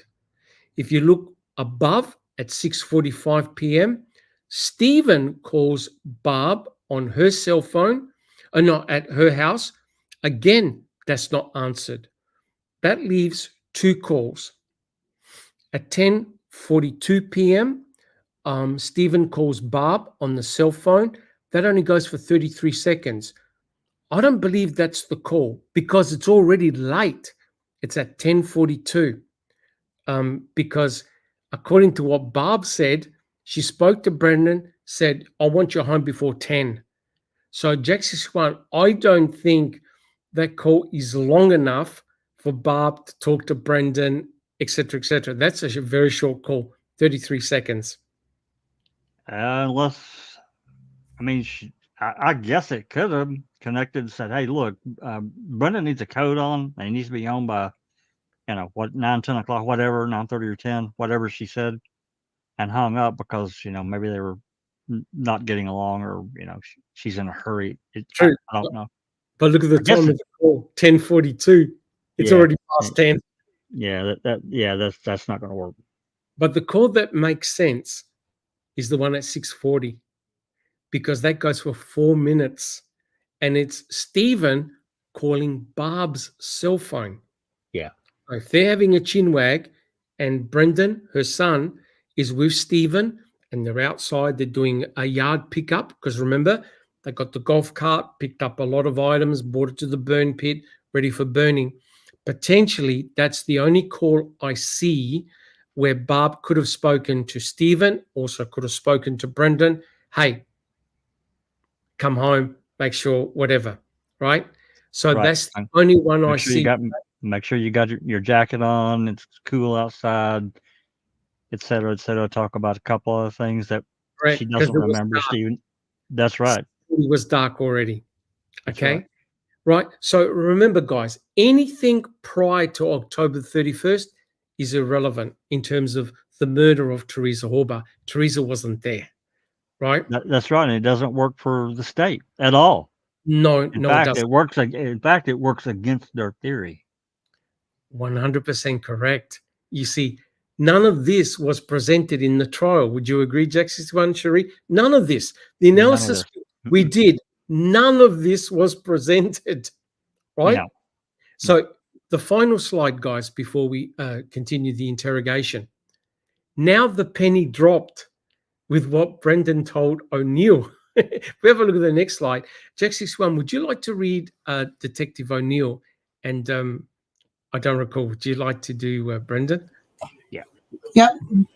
Okay. All righty. Detective O'Neill. Okay. After school, you come home. Did you see Stephen at all? Uh-uh. Do you know what he was doing or where he was or anything like that? He was working Where was he working? at Avery Auto Salvage. So he was down at the garage or shed, or do you know it for sure? Or because he tells us he was in his house. Well, he went down there to get some cords for his mom. Some what? Some cords for the TV. Okay, on Monday. Tell me about that. What's the story behind that? Because he was getting a new TV with a direct TV, and he gave her his old one. So he went back because he forgot the cords for it, and he gave it to her. And this was on Monday? That's what I think. Okay. Halloween is Monday. Remember that? So knowing that it was Halloween, does that help you at all? Uh-uh. Uh-uh. It's right there, guys. Yep. Brendan, what was it, 7 days later, it didn't help him that Monday was Halloween. Nope. But he did remember the TV, right? And what do you think Stephen showed Brendan on the Sunday night? The television, like my new TV, right? It was probably still in its box. And the investigators went to Stephen's trailer, and guess what? They found the DirecTV folder. So it's all true, right? That's just why. Oh, sorry. Sorry. That's why while they were taking a break and having soda, so Yeah. from all the activities. Yep. Correct. Do you want to read that statement out by Duke? Yeah, Duke says the truth was not presented during the trial. The state created a narrative. Yep, correct. So you could see here, people's recollections. They were remembering all sorts of stuff and getting their days and times mixed up. During the March 1st interrogation, the investigators were trying to piece something together so they could present it to Kratz, right? And then, of course, we had the March 2nd press conference. So now what we're going to do, guys, we're going to continue our interrogation, the March 1st interrogation. Jack 61, I think you're going to do Wiegert. I'll do Fassbender. And Sharia, you happy to do Brendan? Yes. Give So me what we're just one sec. Give me just No, one no second problem. here. So what we're going to do, guys, we're going to have minimal interruptions unless you guys have got a burning question, because there's quite a number of pages. And so we're not going to do a deep dive analysis, only a couple of comments, because most of this stuff we've already done. And we'll also talk about when Barb comes into the room. All right, guys, let's continue. Okay. Yeah, Wiegert. Okay. Why don't you draw out the bedroom and put the bed on there and show me where the dresser and everything was the best you can, and where the door was and all that. It's kind of like the door was like right here. Okay. Why? Should I label it? Why don't you label it? Yep. While you're doing that, Brendan, anything else unique about that knife? No.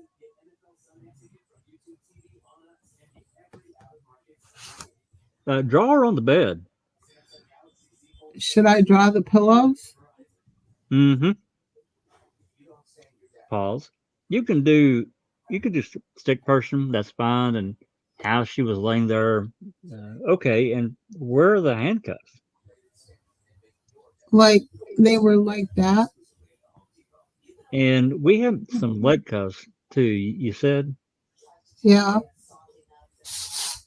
Okay. What else? What other things are in the bedroom? Draw what else was in there. Okay. Anything else you remember? And that's a closet, and that's a dresser. Mm-hmm. Okay. Anything else? And like the gun holder thing was like right here on the wall. Okay. Why don't you label that in gun rack maybe, or How do you spell rack? RACK. Okay. Anything else? Brendan shakes head. No. Where was the key? Where did you put the key, or where did Stephen put the key? In that middle drawer. Oh shit. Okay. Why don't you put the key there? Anything else you remember in there? Brendan shakes head. No. Well, I think there was like a nightstand right there. So Just a quick comment. You notice that it's Wiegert that's directing Brendan the drawing. Yep. He's telling him exactly what items to put in. He did. All of them. Yep. Instead of saying, here's a blank piece of paper, draw what Draw it you out. remember. Right. Yep. He's directing traffic the entire time. He's directing the show. Yep. Okay, continuing. Wiegert. Okay, why don't you draw that? with a lamp on it. Okay, why don't you label that? Okay, anything else? Brendan shakes said no. Where do you put her hair? Like right here. Okay, why don't you label that? How much hair do you think you cut off of her? About 3 inches. 3 inches. What part of her hair? The back. Okay, so this is the actual drawing that Brendan did under the directions of Mark Wiegert, putting in all the items. There's a big fundamental issue with the drawing that Brendan did. And the investigators knew that something was really remiss here. On the drawing on the left-hand side, you can see that Brendan placed the hair and also the key, the 2 pieces of forensic item. Now, of course, the investigators did find the key, but they never found any of the hair. The big problem is this. If you look on the right-hand side, that's a cartoon representation of how the bedroom actually looked like. You can see, guys, the big issue is this. Brendan Dassey got every piece of furniture and item in that bedroom incorrect. Not just one item, not just two. Everything in that bedroom is incorrect. And this was a big worry because they asked him, "Oh, Brendan, how do you know that Teresa was pinned up in the bed?" Because he said, "As I look down the corridor, I can see Teresa pinned up or chained up to the bed." It's quite clear that when the investigators went in, and it would have been before November the 5th, because remember, you had, who was it? Remica, who went in there. Remica would have noted the bed like that, the orientation of the room. So Brendan got a fundamental fact wrong. The entire orientation of the bedroom was incorrect. Now, some people might say, yeah, but come on, Stephen cleaned his place, he swapped everything around. If that's the case, why would he leave a key?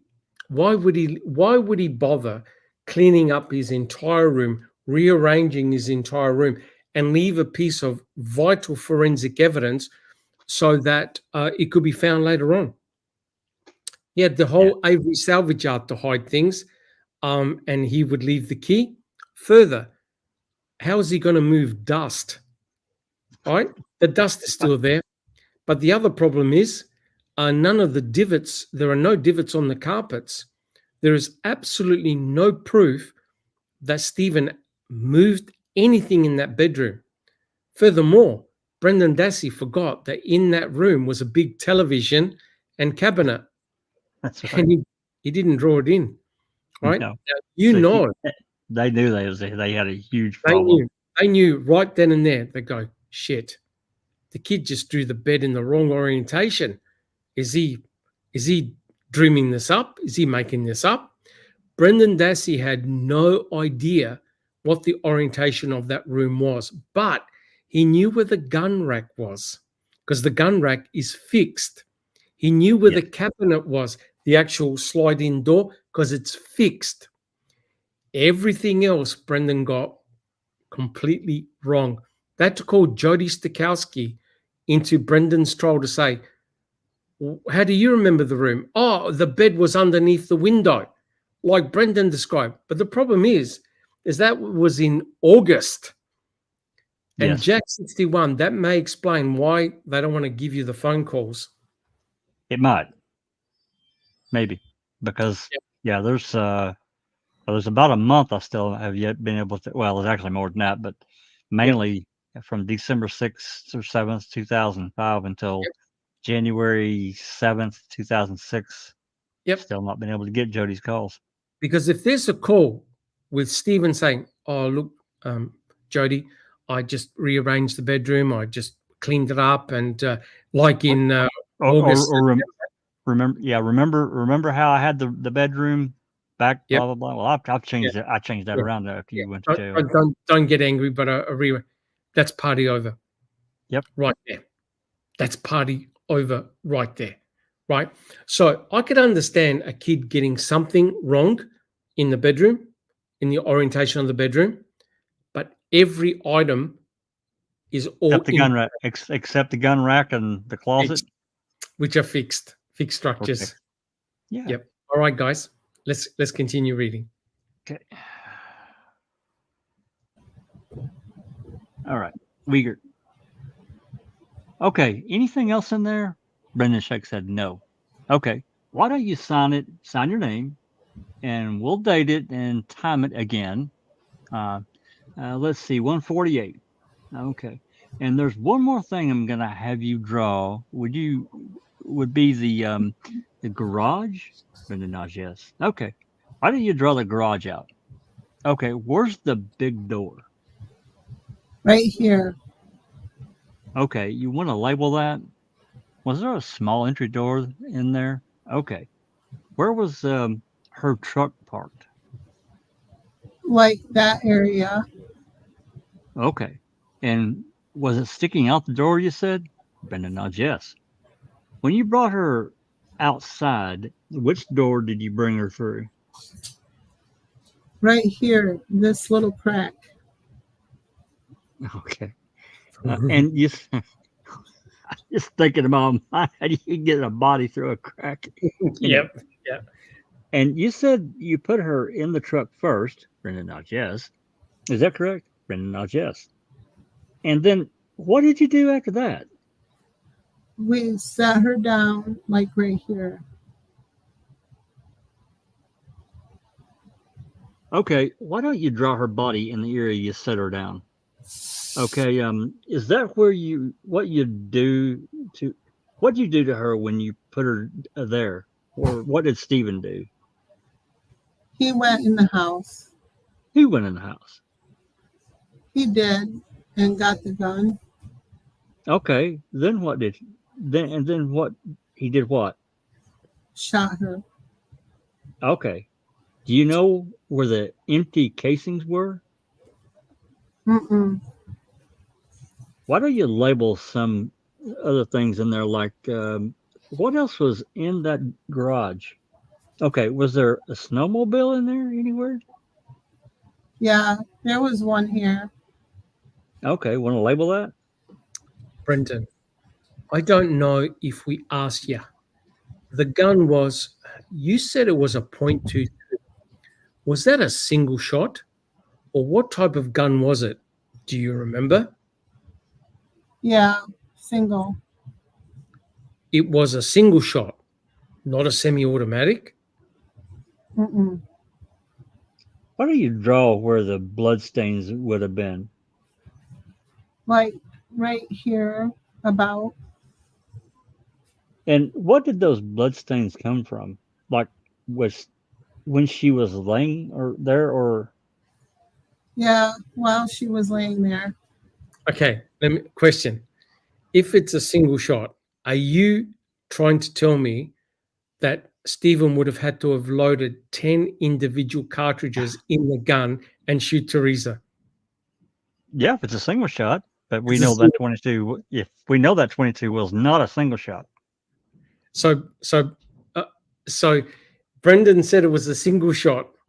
So what was Stephen's rifle? Was it a single shot or semi-automatic? the semi-automatic.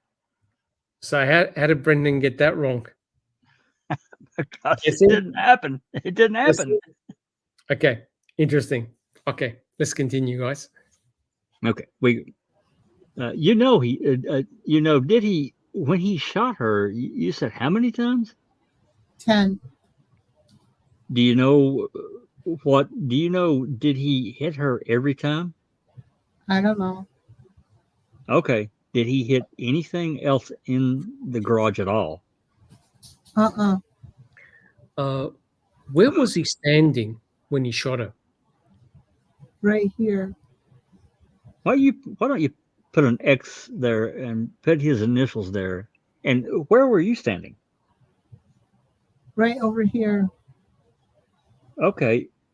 Put your initials there. Was there any blood anywhere else? No. What about behind the vehicle or anything like that? No.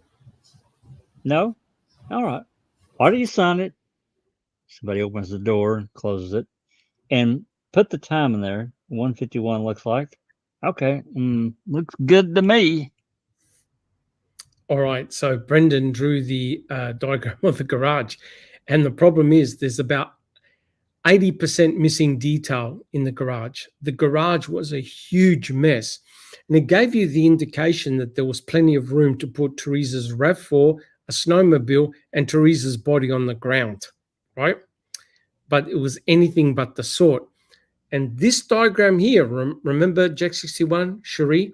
This is what Fassbender used to show the trajectory of the bullet of Stephen Avery lying on the ground, pointing a gun at Teresa Halbach, nicking Teresa Halbach, not striking bone, and the bullet lodging past the tool. Remember, there was a tool chest on the ground, toolbox, past the toolbox and lodged itself somehow underneath the green compressor. And by doing so, it got Teresa's DNA on there. Oh, but by the way, it also had embedded wood shards and red paint. Yep. And that's what they presented on cam. Must have talked to the Kennedy assassination people. Another magic bullet. Correct. And the interesting thing is this, that the garage, the RAV4 had its nose poking out. So anyone in that vicinity could have seen the RAV4 poking out the door, right? And notice what's missing from there, the Suzuki and Stephen's truck right in front. Okay? Well, yeah, those would have had to have been moved. Correct. Okay. Shall we continue? Yep. All right, but did you want him to maybe draw the fire pit or sketch of the fire pit in the back? Yeah, that's a good idea. Fassbender, no response. Can you do that? Brendan nods yes. We did it the other day, so let's try that. Get that back to you. Okay, So- must be a pencil Yeah, or a I gave him back the drawing he did. I right. wanted him to do more on it. Yeah. Okay. So, like, should I draw like the garage? You think they're a little bit? You think Yeah, they're a put- little bit? Sorry. Yeah, you're fine. Yeah, put a little bit of the garage. There's that little area. Mm-hmm. It's open. How long has that fire pit been there? About 4 or 5 months. Okay, and where did you put her body? Right here. Draw it in there. Okay. Was there was the dog there yet at that time? Yeah, the dog was like right over here. Draw the doghouse then, where the doghouse was, and label that too. Okay, why don't you label what that was? How do you spell garage? GARAGE. Yeah. Okay. Where'd you get the brush from? From the field. Okay, you said that he had taken some bones, Brendan now Jess, and put them in a 5-gallon pail and then dumped them. Yeah.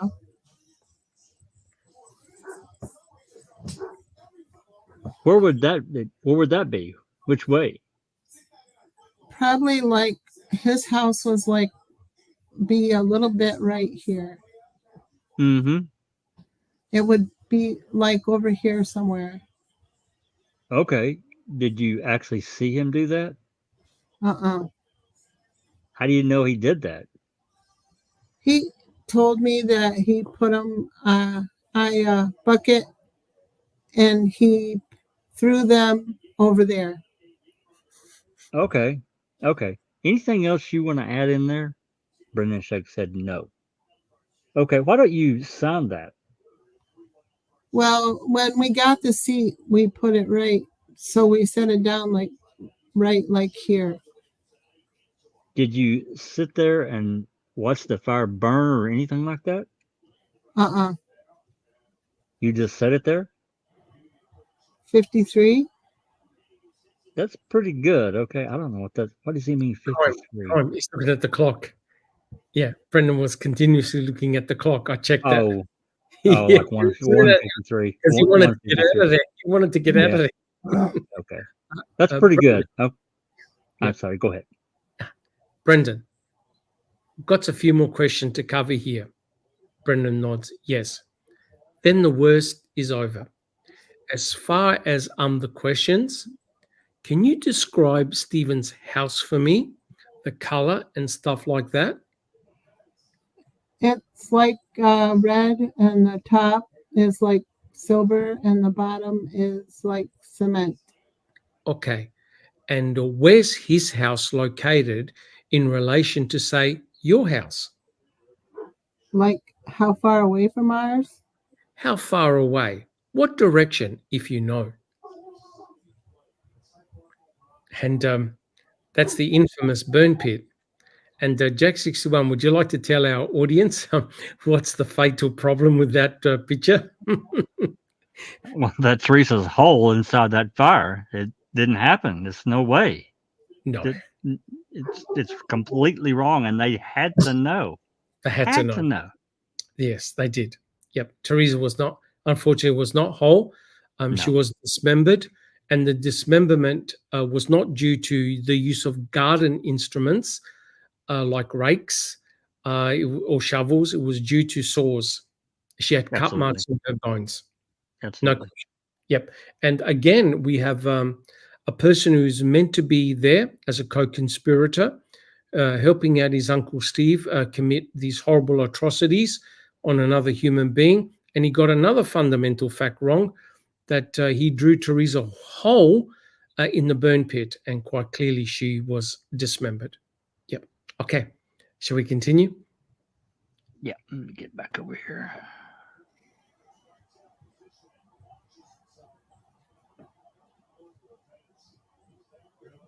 I don't know what direction, but it's about a little like about 350 feet away.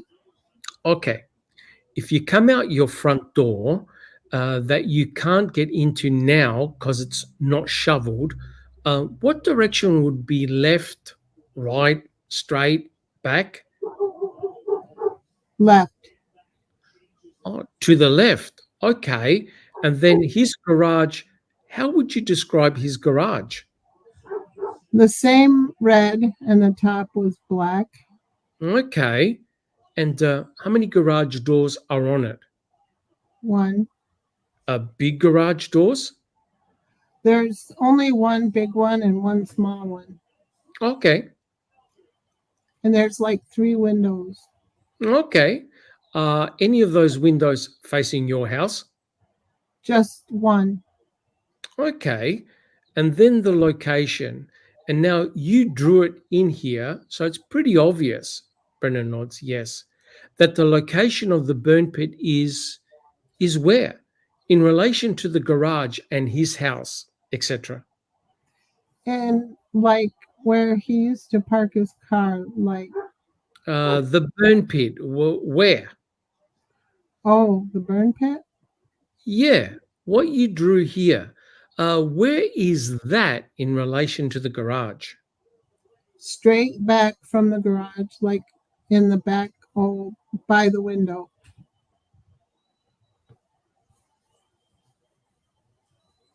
Okay. We've got the gun. Brendan nods yes.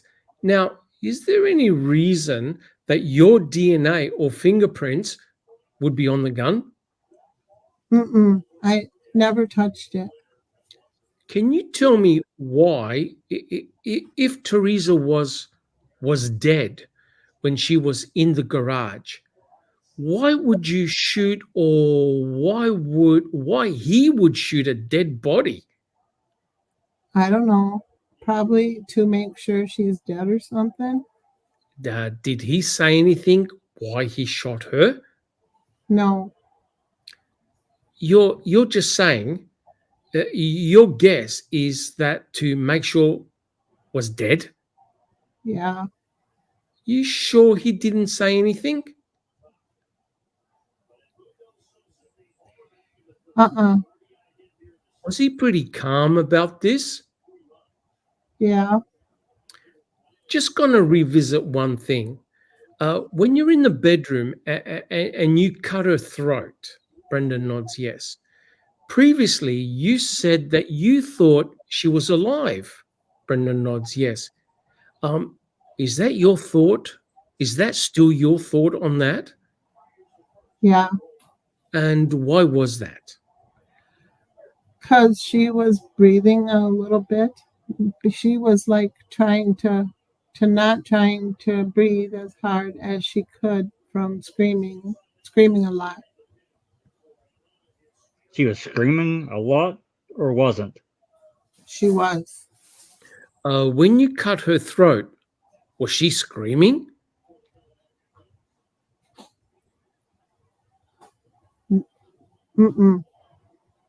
No.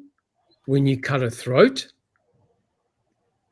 Because when you scream a lot, you like your breathing goes up or something. explain that a little bit. You said she was screaming a lot. When was she screaming a lot? Like While you were doing it? After you were doing it? Before you did it? before. When you cut her throat, what was she doing, if anything?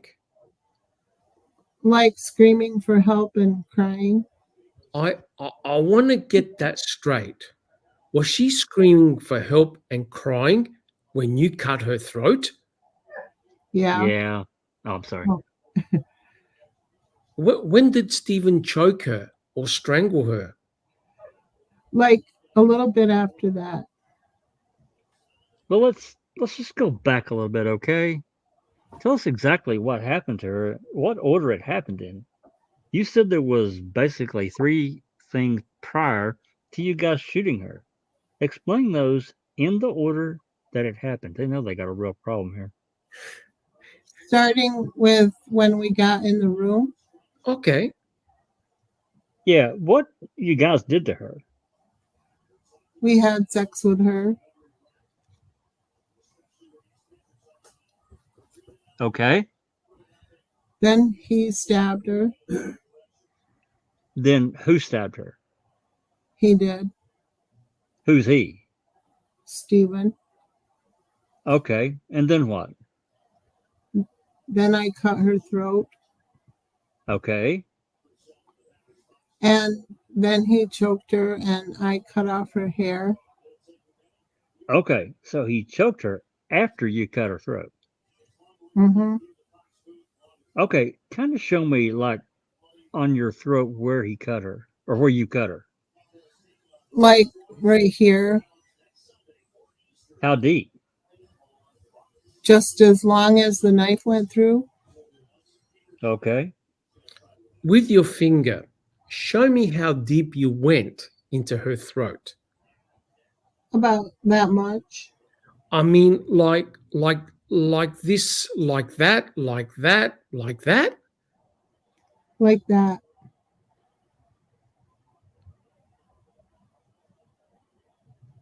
About that far? Nods yes.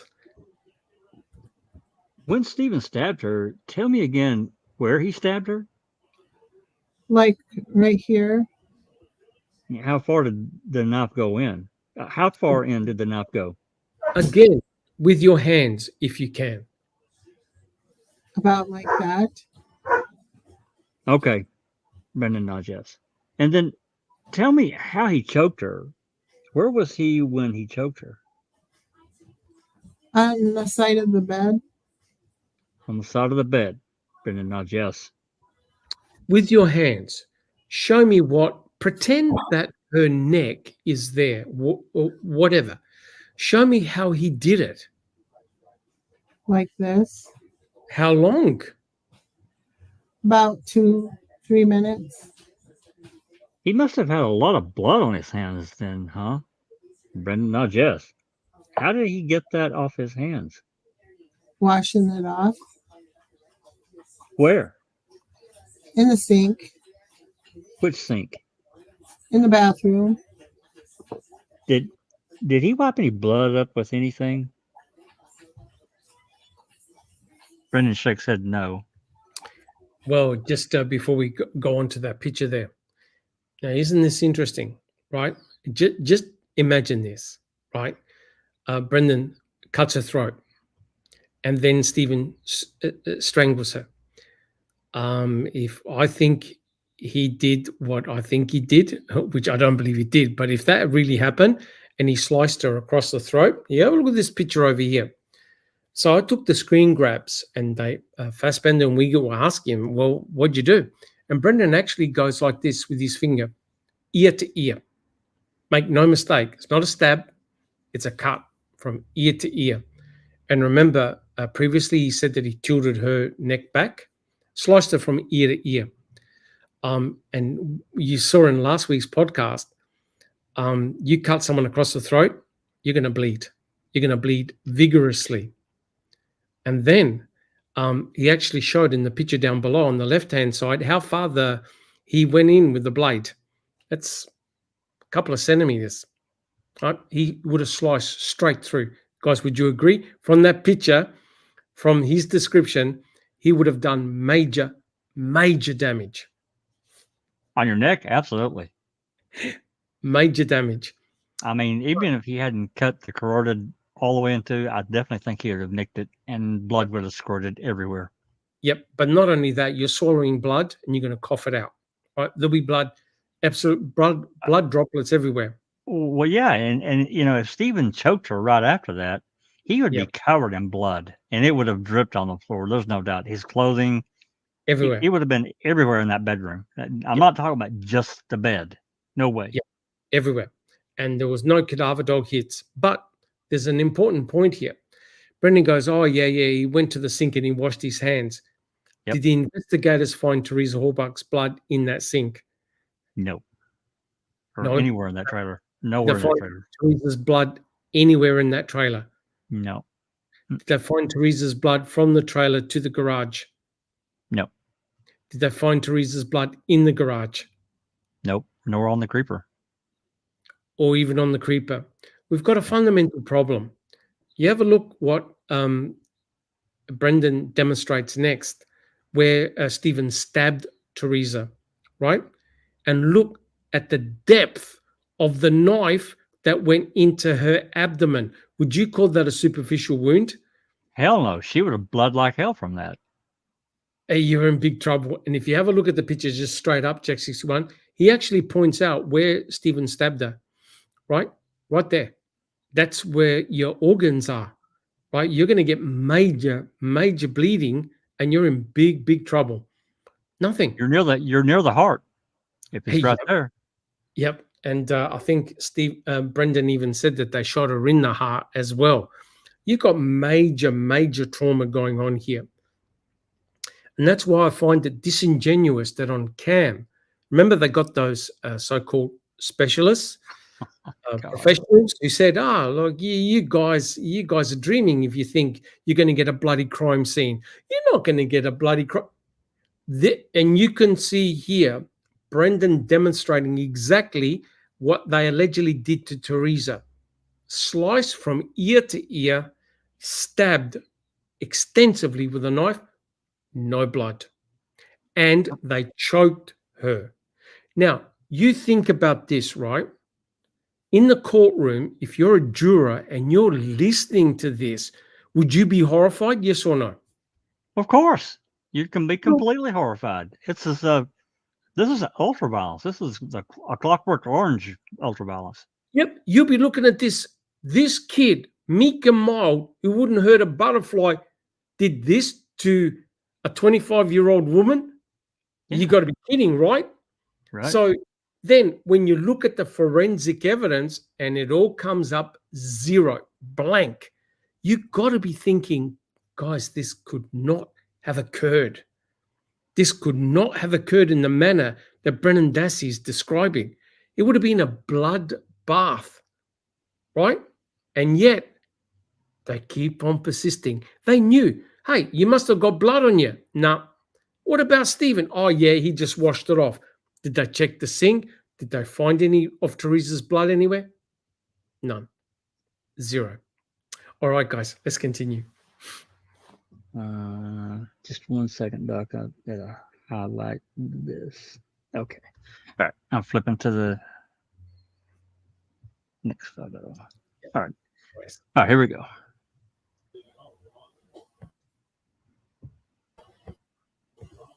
Just that paper towel that he dried his hands with. After you cut her throat, was she still alive? Barely. And how do you know that? Because she was breathing like a little bit. When do you think she quit breathing? When we were bringing her outside. Outside. What do you mean outside? Where? Out in the garage. How do you know she quit breathing then? Because her belly wasn't moving. Because her belly wasn't moving. Brendan nods yes. Okay. You talked about getting a car seat and a cabinet. Brendan nods yes. Whose idea was that? His. When you went and got it, put it by the fire, did you throw it on the fire, or when it was time to throw it on the fire? Uh-huh. With him. Pardon? He helped me throw it on there. The car seat. Uh-huh. All right. So I think that's important because he's a co-conspirator, right? Because remember, he picked up the car seat with his uncle and they placed it on top of Teresa Horbach, right? There's one problem with that. They examined the car seat. Did they find any form of human biological material entwined with the burnt frame of the car seat? No. Any Not bone at all. fragments? No. Zero. None. Okay, let's continue. Oh, who threw the cabinet on the fire? He did. Did you throw anything on the fire? Just that wood that we found. In the salvage yard, there's a skid steer. You know what that is? It's to flatten cars out. Not the crusher, but a skid steer. It's like a little tractor thing that has a bucket or forks on the front of it. Oh, yeah. You know where what that is? Yeah. Did you guys or Stephen use that at all? Uh-uh. Did Stephen use that to dig his fire pit? Do you know? I don't know that. I got a hard. Go ahead. Okay. Did you go up north with everybody after you guys couldn't come back to your house? Uh-huh. Did you and Steve talk about this up north? Uh-uh. You sure? Now, it's interesting. Sorry, just before you go on. It's interesting because there's a discussion going on next about that skid steer, right? Yeah. The whole idea is this, that Stephen pre-planned to cremate Teresa Horbach by getting the skid steer and taking a scoop out of the burn pit. The problem was the burn pit had been there for a long period of time for That's burning right. rubber. Yeah. God. So the notion is pre-planning. Well, he didn't even call Auto Trader till that morning. That's correct. That's correct. But it's interesting. They asked them about the skid steer, and they tested the skid steer. Nothing. Nothing. No. Okay. Yeah. How was Stephen acting when you got up north? Like he was trying to run away, trying to figure out how to get away from the cops. Did he ever ask you to go with him? No. Did he ever make any threats to you? No. Did he tell you anything about this as far as what did he tell you after this? He didn't tell me nothing. He was just trying to leave. Okay. And then Grandpa said, if you're gonna try to leave, then that means you did it. So he sat back down. Anyone else in the family up north say anything to him like that or about that type of stuff? You said, I've got some tough questions for you, okay? Brendan nods yes. But just be honest. I need you to the best of your memory, describe Teresa's body to me. Oh my God. Like before we put her in there in the fire? Yes. Probably when she was alive, did she have any scars, marks, tattoos, stuff like that you can remember? I don't remember any tattoos. Any scars you remember? Not that I seen. Did she have pubic hair? Yeah, Do you remember what color her hair was? brown. Do you remember her breasts? Did she have big breasts, small breasts? Medium. Anything peculiar about her breasts? No. Do you remember what color eyes she had or anything like that? Uh-uh. Any piercings? Any jewelry on her? No. You remember any jewelry, earrings, anything like that? No. Watch? Brendan shakes head. No. Any items like that? Not other than that. No, I just got one thing on the end. Okay. We know that Teresa had a tattoo on her stomach. Do you remember that?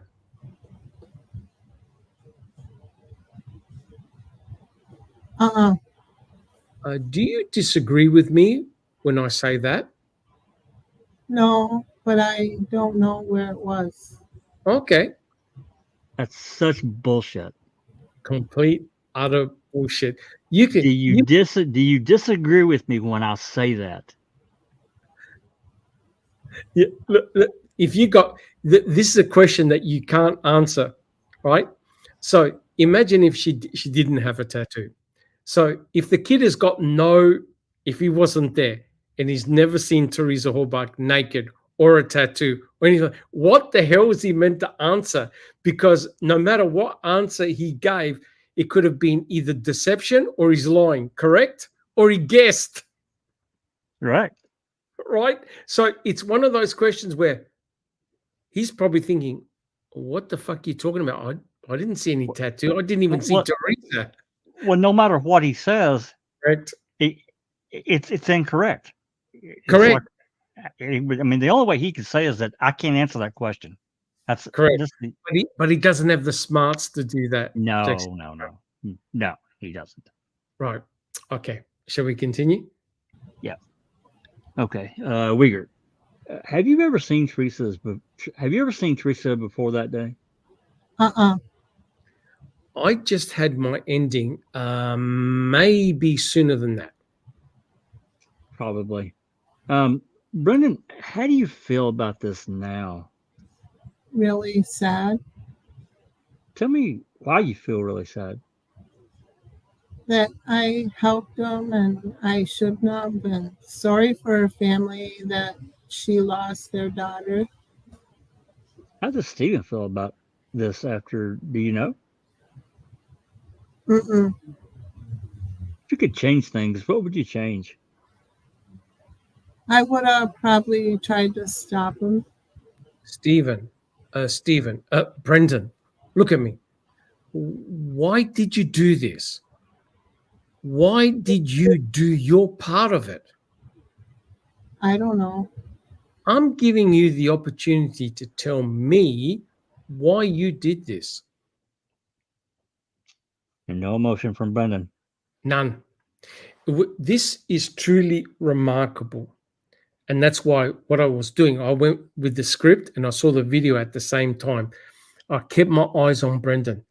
It made no difference whether they were talking about rape, murder, mutilation, or eating an ice cream.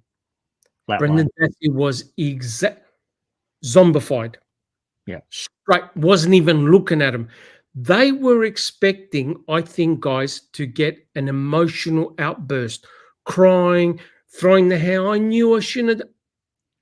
No. Nothing. Zero. Okay. Okay. Uyghur, everybody has a reason for doing things. What was your reason for doing this? Because I wanted to see how it felt. See how what felt? Sex. During this whole time, did you ever think about trying to stop Stephen? Yeah. Why didn't you? Because I thought he would try to kill me. Mark, you just, you a little while ago, if he ever threatened you. Now, earlier you had said Monday, you talked about something like that, and now you said no. What's the truth? He didn't threaten me. I just thought he was. He could have, because he's bigger than me, that he could probably beat me up in that. So you're telling us now that he never threatened you. No, And you admit you knew this, that you had told us that Monday. yeah, But now you're saying that didn't happen. Brendan nods yes. Did Steve say anything else to you? Offer you anything for doing this or keeping your mouth shut? Brendan shakes head no. Or anything like that? no, Did he tell you anything about saying anything about this to anyone? Brendan shakes head no. He just let you go into the bed that night and didn't say anything to you like about this? no. I mean, Did you ever think about calling the police? sometime. Yeah? Brendan nods yes. Did you ever think about us coming over to talk with you? Did you worry about that at all? Yeah, I was scared the first time I had to go when I was up north talking to them people. Mm-hmm. I was sweating a lot. Had Stephen told you some things to say to the police? He just told me not to say anything. That his lawyer said not to say anything. What? What? Wait a minute. He just said that Stephen never said anything to him. He literally just said it. Correct. He's got no idea. No. If Stephen tells us that you did all of this, that you had started it and had killed her and stuff, is that true? No, Don't forget your Pepsi down there, Brendan nods yes. We're going to step back for a couple more minutes, okay? Brendan nods yes. Do you need to use the restroom?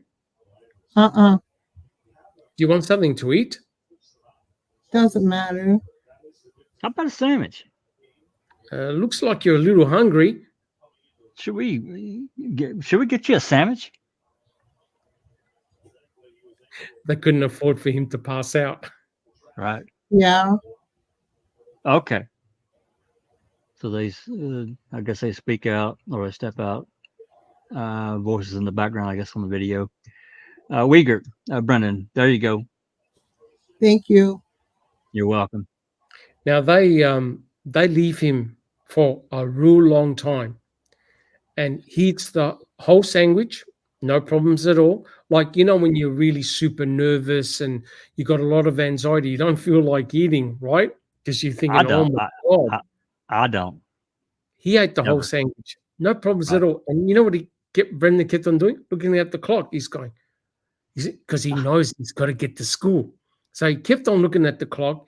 He remained very, very quiet, very silent, looked bored out of his mind, showed no emotions at all, and he was just chewing on his fingernails. And then Dennis Jacobs walks in. You want to read Dennis Jacobs? Or I'll read the part. Yeah, go ahead. Do you need anything? No bathroom? No nothing? Do you want a cookie or something? Another sandwich? Brendan's head shakes head. No. No, Okay. They'll be with you shortly. Brendan nods. Yes. Then Fassbender comes in. Hey, bud, do you need anything? There's another sandwich out there. You sure? Brendan shakes head. No. mm-hmm.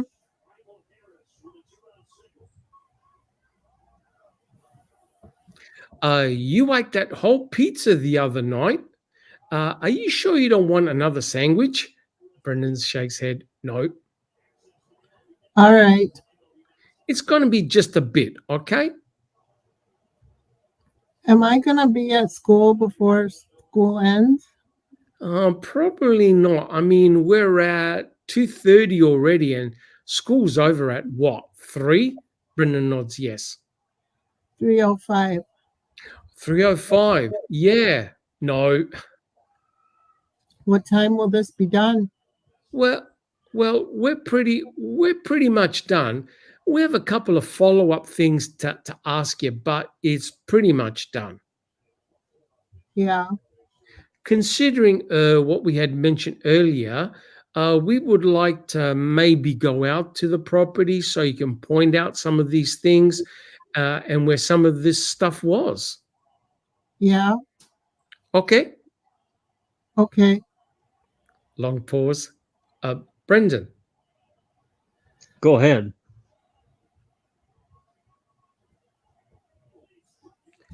What do you think's going to happen? What do you think should happen right now?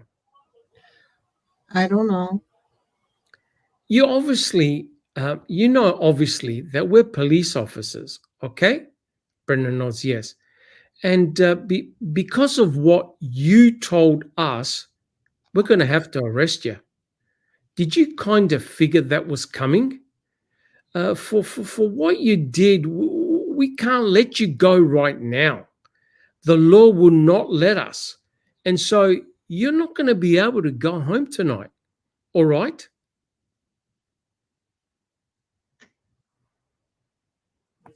Does my mom know? Your mum knows. Your mama's here, okay? Brendan nods yes. Would you like to talk to her? Yeah. Do you have, before we bring her in, do you have any other questions right now? Brendan shakes head no. You do understand that you're under arrest now? Brendan nods yes. So could I call my girlfriend and tell her that I couldn't come today? We'll give you that opportunity to you. That okay? Brendan nods yes. Did you kind of, and be honestly, after telling us what you told us, you kind of figured this was coming? Brendan nods yeah. Yeah? Brendan nods yes. Is it only for one day or? Stop right there. Stop. That's stop the presses question right there. Is it only for one day? And this rape, torture, and murder? He Yep. has no clue what just happened. He just doesn't. No concept. Nope. None. Okay. All right, Uyghur. We don't know that at this time, but let me tell you something, Brendan. You did the right thing. Okay? Brendan nods yes. By being honest, you can at least sleep at night right now. Because I'm sure, yeah, God almighty. Because I'm sure you had some difficulty with that, Brendan nods yes. So you did the right thing here by telling us what happened. Okay? Brendan nods yes. Just remember that in the future, okay? You need to be honest. Brendan nods yes.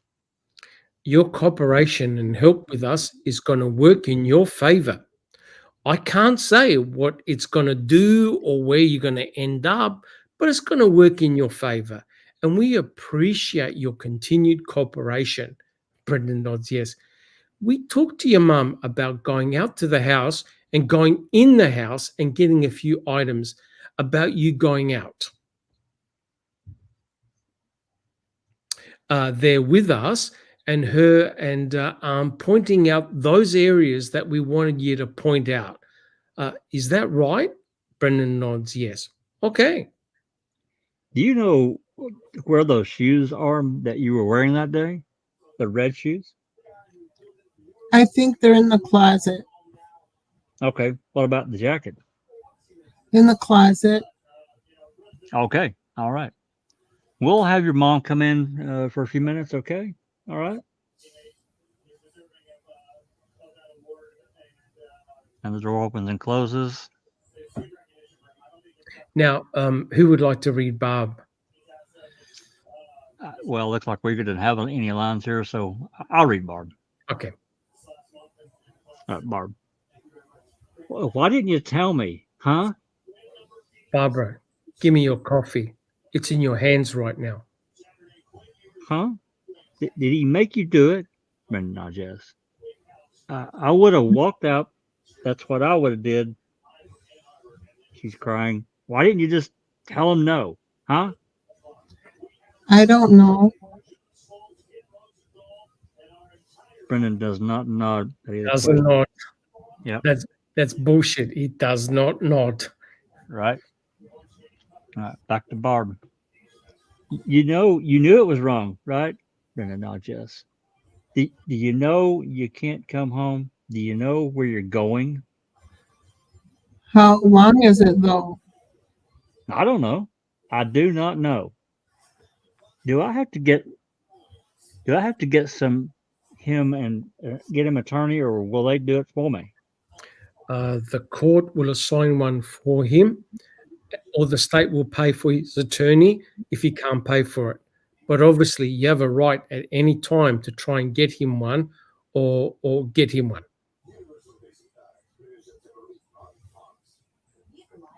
I tried for a public defender not long ago, and I couldn't get because I've got a house. Well, there's different ways that they determine, based on what you've been arrested for and stuff like that. There's different levels of money that you need. They will determine. I don't know what this is or how they determine that. Are you going to be okay? Are you sure? Huh? Look at me. Why didn't you tell me? Stuff like that is not secret. Is not no secret. I don't care if he told you, if he said to keep it a secret, it's still not a secret. I don't keep secrets from you, do I? Don't worry about my belly. I haven't eaten in 2 days. I didn't even hear it. Do you want a sandwich, Bob? No. We have some here. No, I probably just throw it up anyhow. Am I gonna be able to see him later after he gets where he's going?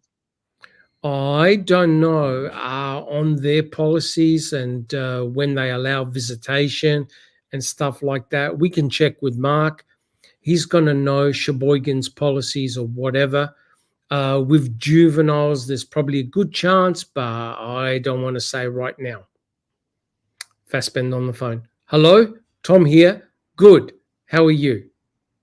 I'm going to interject something right here, and this is true. They could have put him in the Manitowoc Juvenile Center, but they chose Sheboygan because it's 50 freaking miles away to make it difficult. Correct. Isolation. They could have kept him in Manitowoc. Yep. And they didn't do it intentionally. That's my opinion, of course. Make it hard. Barbara, why? Brendan, no reply. It's on for tomorrow. What? Brendan still doesn't reply. I said why. Okay. Barbara, What did he do to make you do it? Nothing. Did he force you to do it? Brendan Schick said no. All right. If we go in tomorrow and I think we need someone, I'll call you. All right? Mm-hmm. All right. Thanks. Bye. Brendan, no reply. Barb, You don't want to? What? I didn't want to. Oh, door opens and closes. Are you regretting it now? You had a whole life ahead of you, Brendan. Just because he's doing something doesn't mean you got to do the stuff he says, right? Where am I going? Where do you think you're going? I don't know. You're going to juvie. That's where you're going, to a juvie jail, about 45 minutes away. Yeah, but I got a question. What's that? What happened if he says something different? His story's different. Why he says he admits to doing it? What do you mean? Like if his story's like different, like I never did nothing or something. Did you? Huh? Not really. What do you mean, not really? It got to my head. Huh? Yeah, Fassbender and Uyghur tear the door off the hinges to get back in there. they were That's in out. the video. That's in Yep. the, yeah, they were out of the room. They were out, and they came immediately in. And then Brendan clams up. That's Say right. any- Whoops. No, go ahead. Say, Say it again. say anything. Barbara, what do you mean by that? What do you mean by that, Brendan? I have a question for you. Used to. Is there any way I can talk to him? Not him like the other one. Uyghur, as in Steve, you mean? Barb, yes. Uyghur. The only way we can have you talk to him is if he calls you or it's you go there for visiting. Barb, I won't go there and visit. Uyghur. Okay, that's the only way. I have no other way of, I can't hook you up with him or anything like that. I'm not allowed to do that. If he calls you, you can do whatever you want, or if you want to go there for visiting, that's up to you. Barb, were you pressuring him? Uyghur, who are you talking about? Bloody hell. She freaking knows. Yep. She's on to him. Yep. Barb, him. Uyghur, what do you mean pressuring him? Barb, and talking to him. Uyghur, no, we told him we needed to know the truth. We've been doing this job a long time, Barb. Now we can tell when people aren't telling the truth. And in my opinion, he'd never be able to live with himself if he didn't tell somebody. There's no way he could have lived with himself. Nobody could live with that. I think Brendan knows that. Brendan, Brendan, you need to use the bathroom or anything? Brendan shook said no. Barb, when are you going out to my house then? Uyghur, as soon as we can leave here, we'll go out there. I don't think we're gonna bring Brendan out there though. That's really strange because they just asked him if he would do it. I just don't think that's a good idea. I bet you don't. I don't think. Can you imagine if they'd have taken him out there and they recorded it and he got all kinds of shit wrong? Oh my God, I had never thought about this before. Yep. I just don't think that's a good idea. I don't think he needs to be exposed to that or be out there anymore. The door opens and closes. It's not going to do him any good. No, it's not going to do you any good. Shall I get? I don't recall. You want to read Barb? I can. Yep. Yep. What? Where did you leave off? So what you're saying? So what you're saying is if when he gets out, it wouldn't be a good idea for him to be there at all. I can't tell you where for you guys to live, but what do you think? Do you think it's a good idea for him to be next to where this stuff occurred? Jesus. I don't want to be there, but I can't afford another place. I know. I mean, that's $80,000 I owe yet. I understand. It's a shitty spot to be in. And nobody's gonna buy it. You're in a bad spot, and I wish I had some answers for you. If there's something I can do to help you, I certainly will. Maybe you should look into moving the house. I know what you could do, Weaker. Yeah. I can't afford it. Who knows?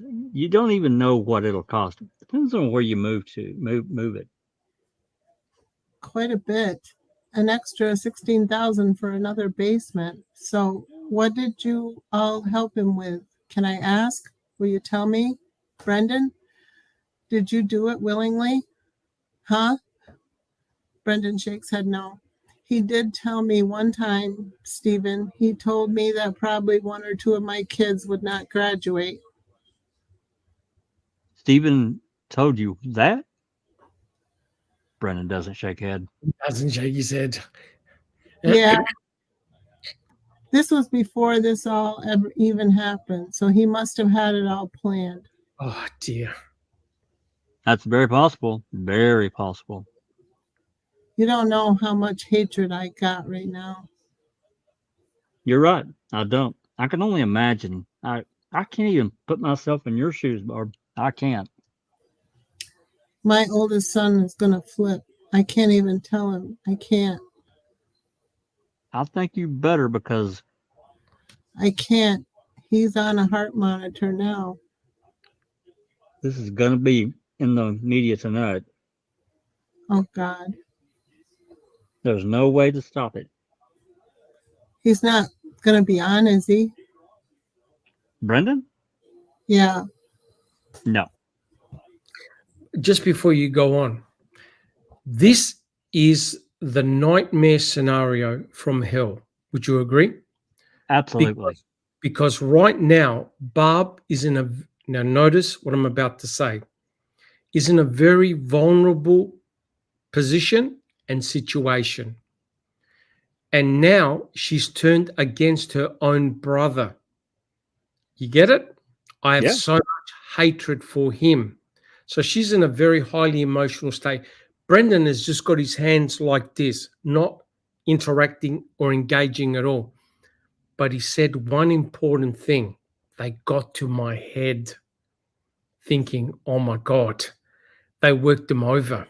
Now his mum is talking to him, trying to make some sense of what's going on. Fassbender and we get rushed back in, and Brendan clamours up. Incredible, isn't it? But now we get is going, you beauty. Now we've got Stephen's own sister who now hates her brother for putting her son into this position. The war has commenced. Agree? The battle Absolutely. has now commenced. This is going to fracture the family like no other. That's exactly what they wanted. That's right. Yep. I'm gonna put up a comment that Duke put up. Uyghur is a pathetic excuse of a man and a person in law enforcement. What an absolute joke. And I couldn't agree more, Duke. You're 100%. This is a situation we'll talk about after, whereby two adults, two seasoned investigators, did not realize that what Brendan was telling them was impossible. Impossible from a physical point of view, impossible from a forensic point of view, and from a narrative. There was nothing to back it up. But they had to persist. Why? Because there was another person involved, Stephen Avery. So they would bypass all their normal, natural self-doubt thinking that what the kid's telling us is all bullshit. Go home to your mum. No, they couldn't, because now they had a golden opportunity to find out what actually happened to Teresa. No matter how absurd Brendan's come on. Slash. They had to know. Yeah. 4 months later, they had all these other statements and no Everything. evidence. They had no evidence walking in there. Yep. And they knew Brendan wasn't savvy enough to say, you guys can, you can kick cans. I already made a statement to O'Neill. Yep. And the other person back in November, I've talked to the other state agent a little later. I got nothing else to say. They knew that. Nothing. He was like a mirror. He parroted back. He was like a mirror, like a parrot. Whatever they said, he echoed back. And they knew and everything else he had heard along the way, Doc. Yes, interjected. And then you had the tragedy, as we showed right at the start, whereby key witnesses kept on getting events, times, their recollections completely ass about face. That had a disastrous consequence for both Stephen and for Brendan, because the investigators knew if you're going to convert Teresa Horvath to tiny bone fragments, you need time, you need fuel, you need tendering the fire. And then they're getting all these eyewitnesses saying, oh yeah, I saw a fire. It was a great big whopping fire. Oh, when I came home from trick-or-treating at 11 o'clock, I saw my uncle tending a fire. and it's all the truth because it's in the court. That's right. But we demonstrated the whole thing is complete bullshit. Everything. Why? Because we got corroborating witnesses that said, hey, I picked them up. I dropped them off home at this time. I'm a responsible parent. I saw no smoke. I saw no fire. And it's now, you're starting to unravel the tapestry that the investigators and Kratz weaved. The whole thing is a litany of bullshit.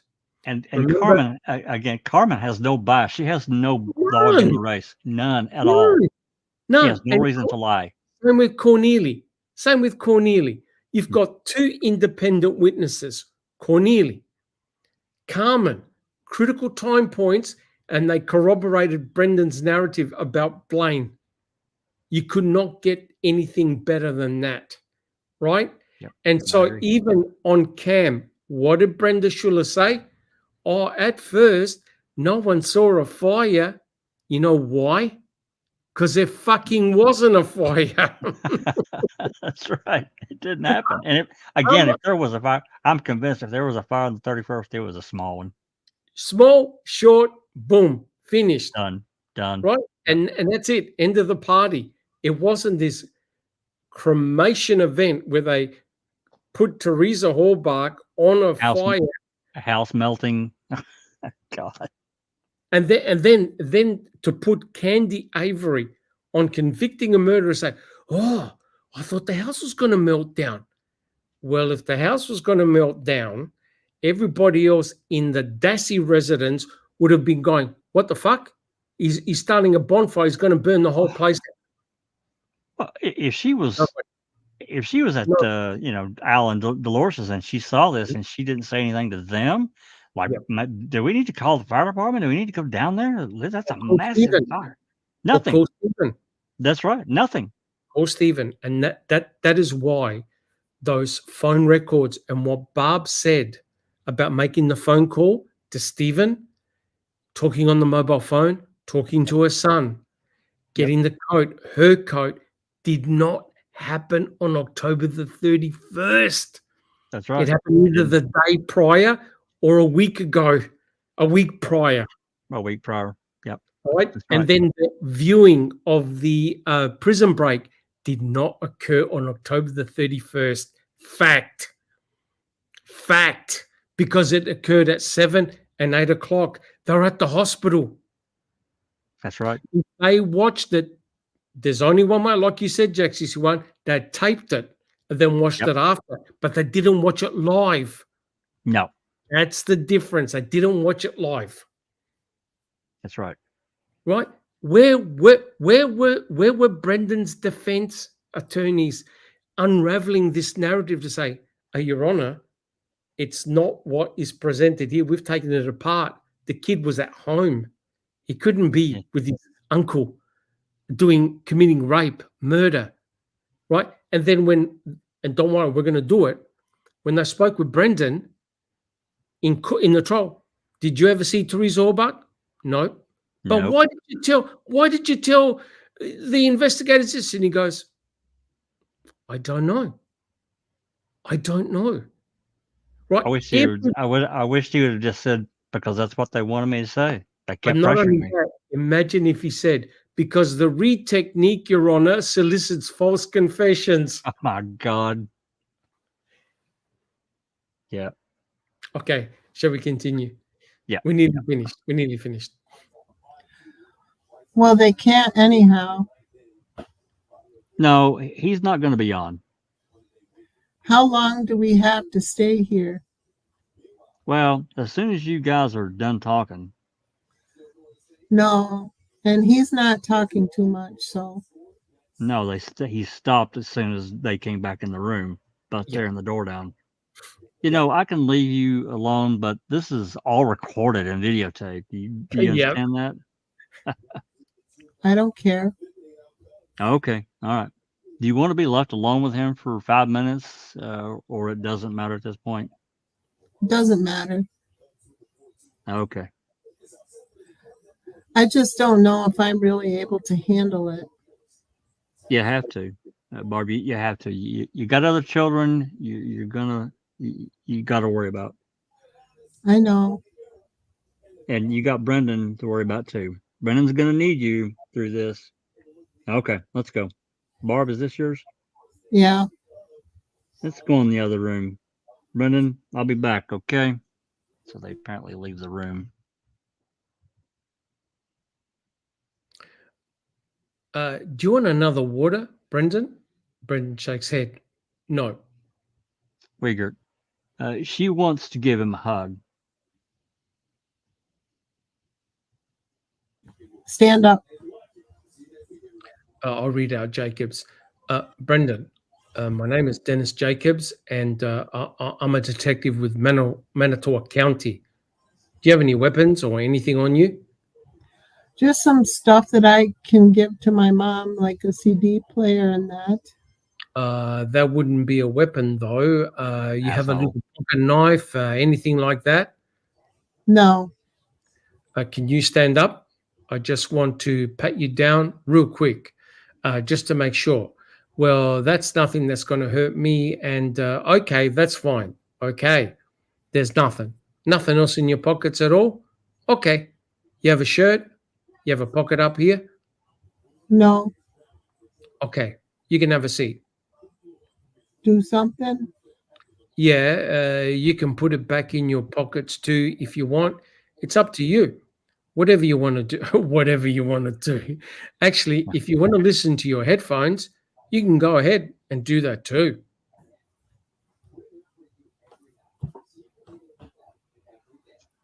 Door closes, music playing in the background during the pause. Door opens. Wiegert. Brendan, this is what's going to happen, okay? We're going to take you downstairs, and they're going to fingerprint you and stuff. Brendan knows, yes, okay? And then you'll be taken down to Sheboygan County Jail. Brendan knows, yes, okay? Brendan knows, yes. So is that yours? Mm-hmm. Where did you have it? In your pocket? Oh, the Christmas. All right. Why don't we go? Okay. Bring that along. Side or Okay. are we going outside? No. Okay, guys, we did it. I'll just read the end bit. This is the end of the interview with Brendan Dassey at the Manitowoc County Sheriff's Department. All right. Yeah, I don't even know where to begin. I honestly don't know where to begin. It's just so fucking traumatic having gone through that. Comments, guys, and of course, people in chat. I'm like you. I don't even know where to start because Yeah. of all the other events, again, it's easy to remove that time frame. I'm sitting here just talking with my hands. Imagine that.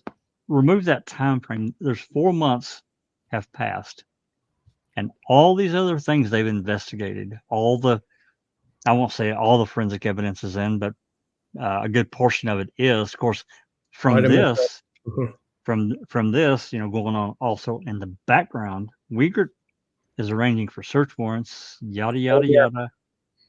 So that's happening, and they immediately go that afternoon to the Avery place. Yep, that's right. And they start, looking here and there. And of course, they eventually end up with Adam FL. We talked about that and that disaster. They end up with the hood latch swabbing that Queso did. It wasn't done at the Wisconsin Crime Lab. People make that of it what it was. Am I adding a little innuendo to it? I am, because I'm sorry, given what we just read through this, and a lot came from Wiegert, him pointing directions, leading that narrative. It was guiding. Right. Yep. Throughout the process of this interview, the drawing. Remember the drawings? Yes. How he led him down the path. Why don't you add that in? Don't you need to add this and suggesting things? This went on, and I'm not going to let it go. if you go back even further, because I've kind of let it go at this point, but even further, what did Fassbender do? Brendan, we got some problems with the times here. Yep. They had massive freaking problems. They knew about Carmen's statement and about what time Blaine was home, and then what Blaine had said later. They knew that was wrong. And Cornelia as well. And Cornelia, and I said it before, and I'll shut up and let everyone else talk. These phone records that we have of Barb's, there's none. There is not one set of phone records that we have anywhere in the case that look like Barb's. They are a disaster. I've never seen anything like it. Yeah. Well, look, you don't want to firmly establish time points because the time points are critical. The two most critical calls were done by Jody on October the 30th and October the 31st. They blow the case completely apart. So much so that Kratz had to call Stephen a multitasking killer. He had to, because 35 minutes of the time period disappeared because he's talking to his fiance. You can't tell me that you can hear a woman screaming, Brendan rustling in the background, gunshots going off, nothing. A fire, a raging fire, nothing. Stephen is very calm.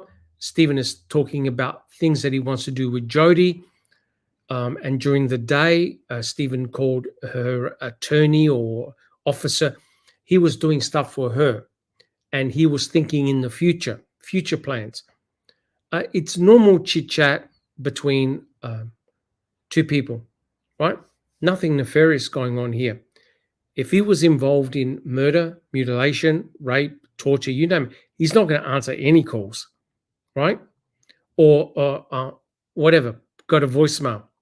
But he took the calls, and Jody is a very suspicious person, right, Jack 61? Right, Cherie?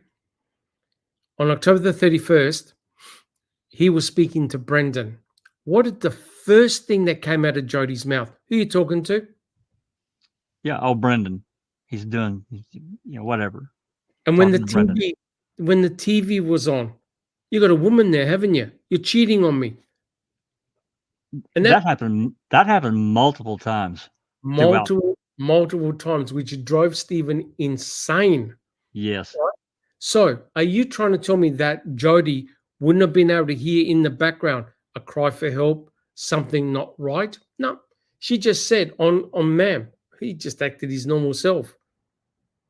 And someone like Jody was extremely jealous and extremely paranoid of it. Same with Stephen. He was the same. Don't worry.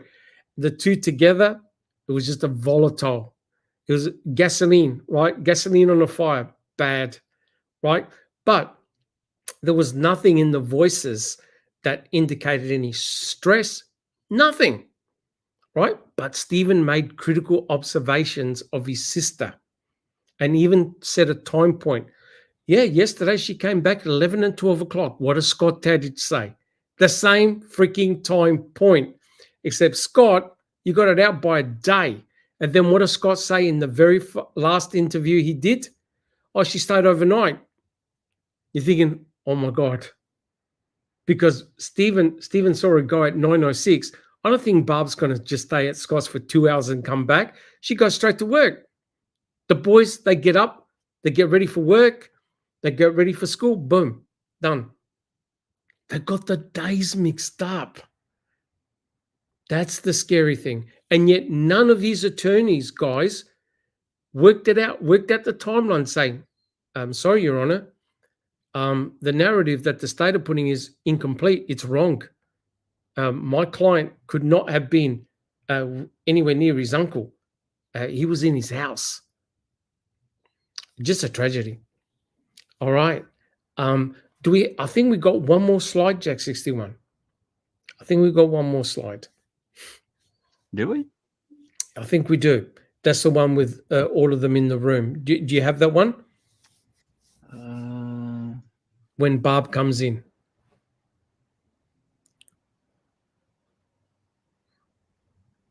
It's the one that after the interrogation.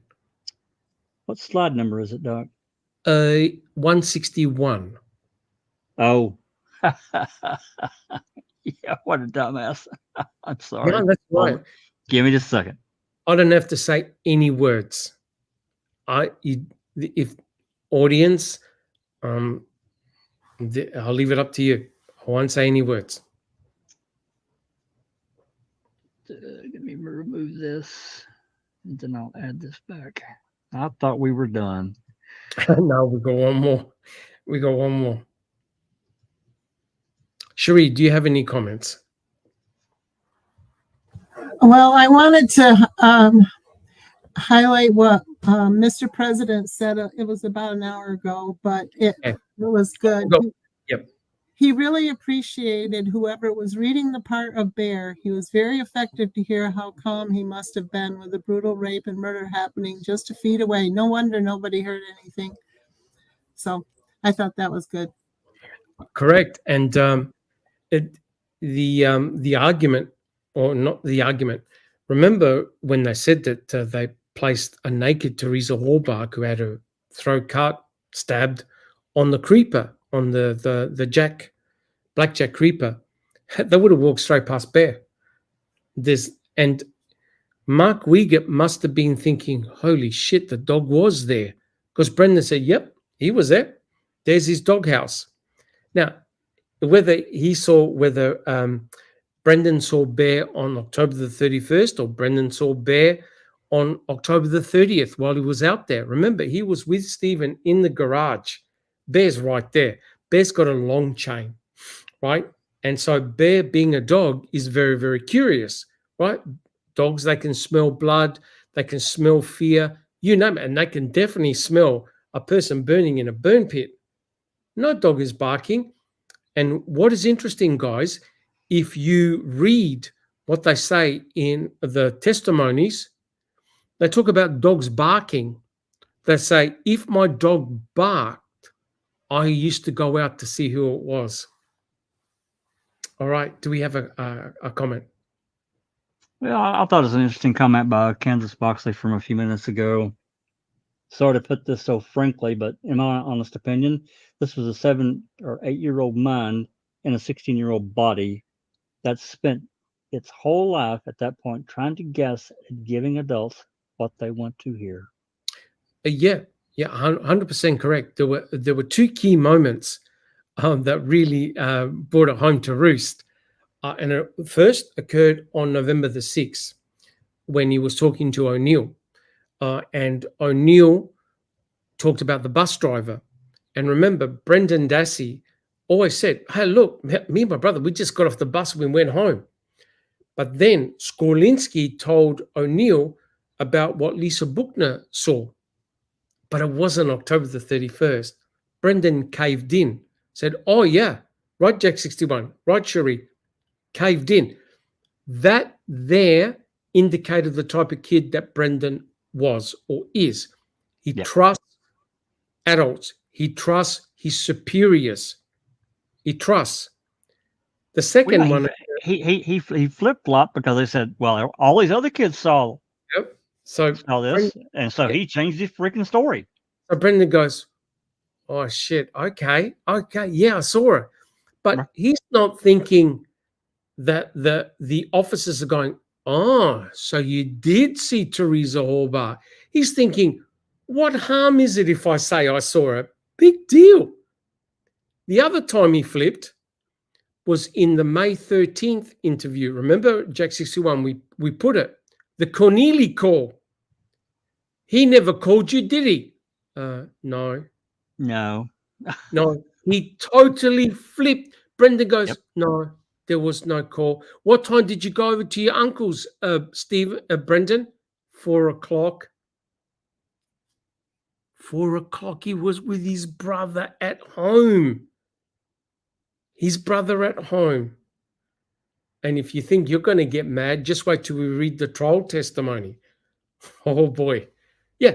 So, unfortunately, these pictures, that's the aftermath, right? And when the investigators walked out of the room, all Brendan had was his hands on his head. He just didn't realize what had just transpired. And when he told his mum, they got to my head. They got to First my thing head. that we get rushed back in. Bob, we've been doing this a long time. And you're thinking, you amateurish bastards. This kid is so vulnerable. He's like putty. You're not an expert to question a kid like Brendan. You need Well- psychologists. You need a Well- female in there.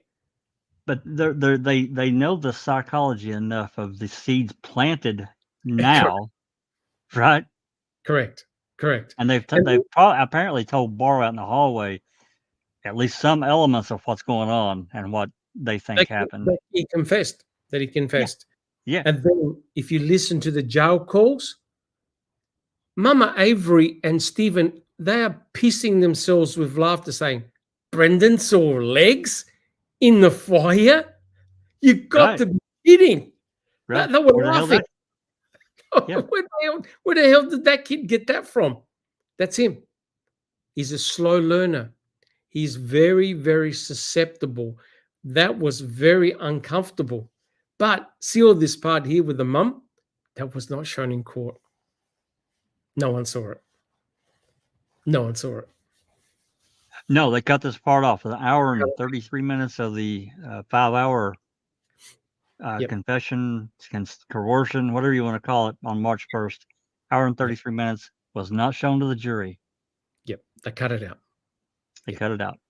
And All right. if anybody can tolerate it, the full 5-hour confession or this video is in the playlist in the library on YouTube.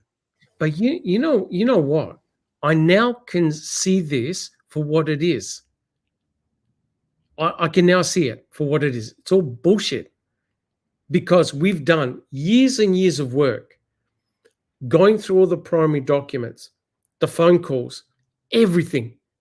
And every time Brendan opens his mouth, we now are in a position to say, that didn't happen. Didn't happen like this. Doesn't back it up. No forensic evidence. That's a mistake. You look at his brothers, the statements that they made. Their initial statements were, I saw no fire. I smelt nothing. You look at the greater witnesses outside. You look at Scott Tadich, who introduced the fire and that it got progressively bigger. You got Kratz who says, oh, well, we need a great big whopping fire.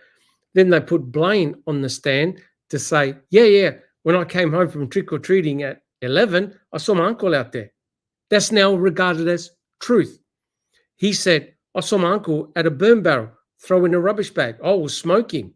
That's called the truth. And yet his brother, who was right next to him, goes, I never saw my uncle go to a burn barrel. Right? That's too late. So now, here's the problem for Brendan. How do you de-engineer all the bullshit? Well, another thing, and just to add into this is going back to Cam and the statement that Candy made, this great big whopping fire. I thought it was going to melt the house. Why wasn't she called? Why wasn't she? Well, all the other shit that I said earlier, didn't contact anyone, didn't call Steve and say, what the hell's burning up at your house, man? Nothing. But why didn't they bring her into court if she actually saw this and give her statement? But Correct. it didn't happen. Correct. And to have this interjected after the fact, it's such bullshit, man. Correct. You can't hide a big whopping fire. There'll be ash, there'll be debris, there'll be physical marks on the doghouse, on his garage, on Barb's house, the smoke, everything. Not even Joshua Dont smelt anything or saw even smoke. Well, I think Carmen would have seen a great big whopping fire. Even if she didn't see the fire physically, she would have definitely seen a large glow. Look at the time points when she picked up Blaine and when she dropped off Blaine, right? Then you look at the time points of Scott Tadich, almost overlap.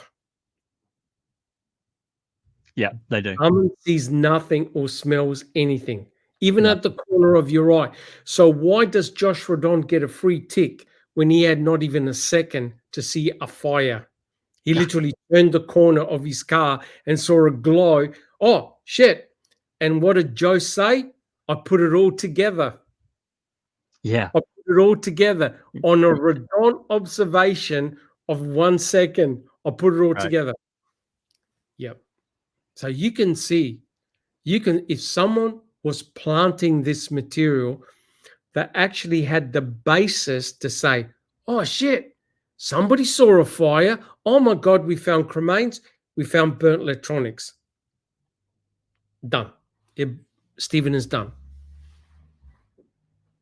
All right. Do we have any questions?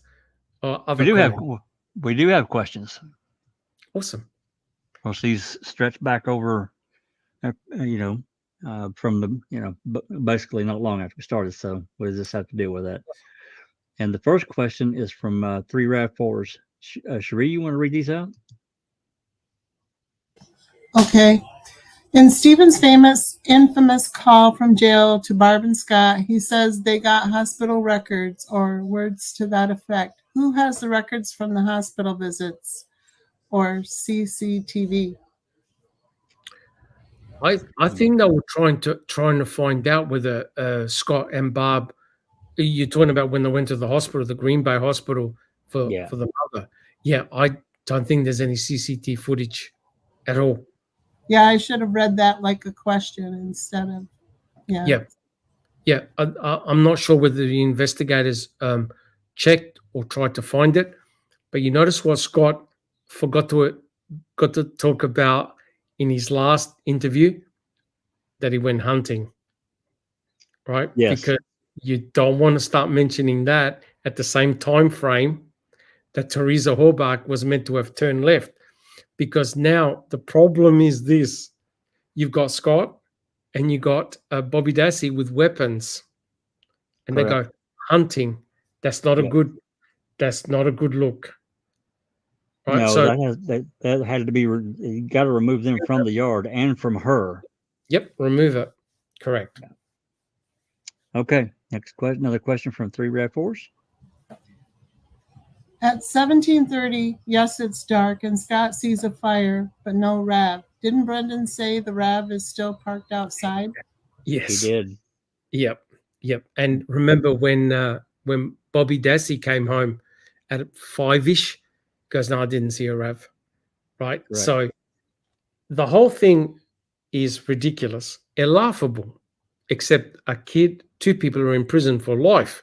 Right. It's laughable because when Brendan described how the RAV was in the garage, the nose was sticking out, which meant that the door was open. Right. So Scott coming home and sees a fire, doesn't notice the garage, because remember the way the driveway is, he's got a direct view of Stephen's garage. And doesn't note anything. And Barb didn't notice any lights on the Monday night, which goes to suggest, right, guys, that she slept over at Scott's.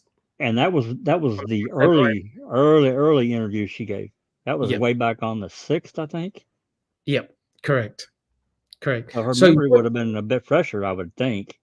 yes. So what you notice is a transition. Yeah. No fire to now I see my son and Stephen together at a fire, and you go, Barb, you just said that when you got home, you talked to Brendan, you talked to Blaine, you saw Bobby. How the hell are you now seeing your son, Brendan, with Stephen at the burn pit? Yeah, I think she just got her days completely confused. Yeah. And I just don't see. I just don't think there was anything nefarious in it. I think it's just a natural mind thing. It just happened, man. And did you see what Scott said? If Barb said it, then I said it. You're going, yeah. That's what she said, then I must have said it. Yeah, but Barb goes, I can't remember what I did yesterday. Correct. And remember, she even got the dumpling day wrong. Goes, Yep. yeah, I brought the dumplings to my dad. I didn't see Stephen there. The implication is Stephen is committing all this horrendous effect. Then Carla rings up Mum and goes, oh, when did Barb bring the dumplings? Oh, it was Tuesday, the day after. Yep. The day after. They're getting all the days mixed up. I agree. Yep. All right. Next question from Double D. Is there any proof that Scott T tried or sold a weapon like the one on Stephen's wall? He denied it. There was He a did. report of that. There was a report of that, but there's nothing to back that up. He Yep. denied it. He denied it. Because Strang asked him flat out, you should have seen the look on Scott's face. What gun? No, I didn't do that. No. Yep. Okay, next question. Another one from Double D. Do you have Scott T's phone records? I don't think we do. No, I don't I've- think we got. I don't think we. You know what? I'm not. I'm gonna say maybe. okay. I'm gonna say maybe. I can't remember. We've got so many. Yeah. But The ones that we need are Bob Yunder's residence. yes, That's what we need. that's We right. need Bob Yunder's residence. Yep. Okay, and Double D, I will look to see if we have Scott's phone records. But I'm gonna say maybe. Go ahead, Scott. Or Doc. those records are important because we just debunked Barb when she said I placed a phone call to Stephen's mobile phone on October the 31st, and I talked to Brendan. I told him to come home and get my coat. It didn't happen, right? It didn't happen. It happened another day. One day prior, there's a call, but it's Stephen calling Barb. Yeah. So, yeah. All right, another question from Double D. Why do you think Scott T changed his tune during his testimony? It would have been Kratz who told to say a big fire since Kratz prepared his witness. Correct. And you must understand, this is a precarious situation for Scott Tadich and for Bobby. Very precarious. And I'm sure Jack 61 and Cherie will expand on that. You think about it. It's either them or it's Stephen. Because if Stephen says, I paid her, I went in my trailer, I came back out, I saw her turn left. Yeah, she's gone and turned left. Right? If that is true and that happened, then Stephen's got no knowledge. None. If Teresa has left, all the fire, all the rape, all the mutilation, all this bullshit didn't happen. You look at the forensic evidence. What does the forensic evidence tell you? Teresa was not in Stephen's trailer. That's a fact. They could not find, and Jack 61 backed me up, but they tore his bedroom from limb to limb. Yep. His bedroom, I've got a little video clip. I'll show you another time. Everything was thrown on the ground. They took his bed, they cut the carpet, they took the wood paneling, they destroyed his room completely. They are at loggerheads trying to find forensic evidence of Teresa Hallmark being in there to back up what Brendan said. They found zero. The That's right. trailer, the garage, the only outlier is Ida Maffel. Everything else makes no sense of Teresa being in there. No biological material, no blood, hair, tissue, skin, nothing. But they find Ida Maffel months later sitting in concrete dust with a full genomic DNA profile. I call bullshit on that, and I can explain Ida Maffel as a And no contaminant. dust, and no dust on the bullet. It's dust free. Nothing. But everything Nothing. around it, it's sitting on dust. Yep. And no one planted the bullet, right? No one went with DNA of Teresa and put it on the bullet, threw it in the garage. No, all that happened in the lab. Yeah. They get the bullet, they test it. Oh shit, there's Teresa's DNA. Yeah, but what is embedded wood doing in there and red paint? Oh fuck, we don't know. So Fassbender had to come up with the second gunman theory, the second magic bullet. Yeah. Right. That's right. Anywhere around the world, you'll be laughed at, except I put it on cam. This is a senior investigator said that, Stephen got on his haunches. He was like at a gun range and he nicked Teresa Hallmark. That's why we get said, do you know whether any of the bullets missed? Right. Did they hit the garage? Because they're Right. going, what the hell? This is before finding Ida Mafel. They're going, where are these bullets? Are there bullet holes somewhere? Right? So they know that, wait a minute, they fight where the holes in the cement, where the bullets are striking. Right? And that's where Kratz had to come up with the bulletproof tarp. Right? Yeah, another laughable All right? laughable And thing. they're going, Yeah. wait a minute. So you shot Teresa Hallbart outside the RAV? Yeah. Oh shit! How did her blood get on the plastic? Right? It can't be from her head. She was cut here, stabbed in the stomach. But quite clearly, it's like someone bashed her and her head was next to the plastic, exactly as Zona did in her reconstruction. Teresa Hallbart got attacked. That blunt and bloody object, Jack 61, Yep. and got thrown in her car and driven somewhere. That's right.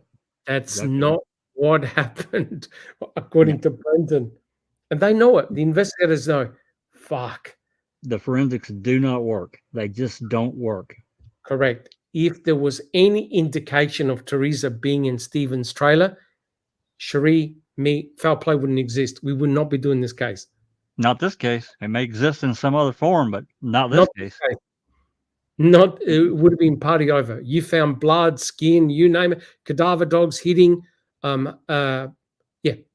Party South over. Stevens trailer, it's party over. It's done. Done deal. Party over. Party over. That's right. Okay. Correct. Next question from the Clack family. Isn't that a Brady violation? Can't Brendan's legal team use Cornelius? I think she means. Not really. You see this, I'll tell you, that's a really good question. What Fallon did was very, very clever. Fallon now acknowledges that the Keneally call happened. But what Fallon did, right, Jack 61, right, Sheree, he moved it down. That's right. He moved the call. He moved the call. Goes, oh, he said 6 o'clock. I'm thinking more like 5:30. But the problem is this. If Blaine is still there, Brendan would have said, oh wait, Mike, my brother's here. You want to talk to him? Yeah, he's right here. Blaine had left. And plus Barb, you gotta factor in Barb and Blaine and then Cornelie and Brendan's on the phone. So they're going, oh shit, Cornelie's coming to testify. He talked about the call. We can't deny it. Okay, sure, it doesn't show on the record, but it's now backed up with what Carmen said about the costume, everything. Oh shit, I will just move the call. So Fallon's going, yeah, I agree. Cornelie called, but he called earlier, right? So what they're doing is they're shifting the timeline down. They don't want to shift the timeline close to 6 because what Fallon does in the trial is disgusting. You've got Brendan Dassey going between the houses, right, Jack 61? That's so right. Brendan all of a sudden goes, I'm going to collect the mail. So he runs and collects the mail. Hears the screaming, right? And Stephen says, oh, you want some? And he goes, oh, not now. And so Brendan then runs back home. You know why he has to run back home? Because his mum's coming. That's right. Right? So It's then ridiculous. after mum goes and Cornelie calls, Brendan goes, oh, I better go back. So he's got Brendan going between the properties. It's Correct. ridiculous. Yeah, Brendan goes and gets the mail for the first time in his life. He's never done that. Correct. But you see, it's that the call, Jody's call at 5:37 or wherever it was, and then the call that Stephen does to his brother. Chuck. Yeah, Chuck. So from up to 6:02, Brendan's got no recollection at all, which meant that Brendan could not have been there, which meant that Brendan could not have seen Teresa Hallbart chained up, screaming, yelling, Nothing. fire. Nothing. It's all 100% plutonium grade bullshit. But the day before, he did remember Jody calling on the 30th. 10 minutes apart. And he That's got right. it right.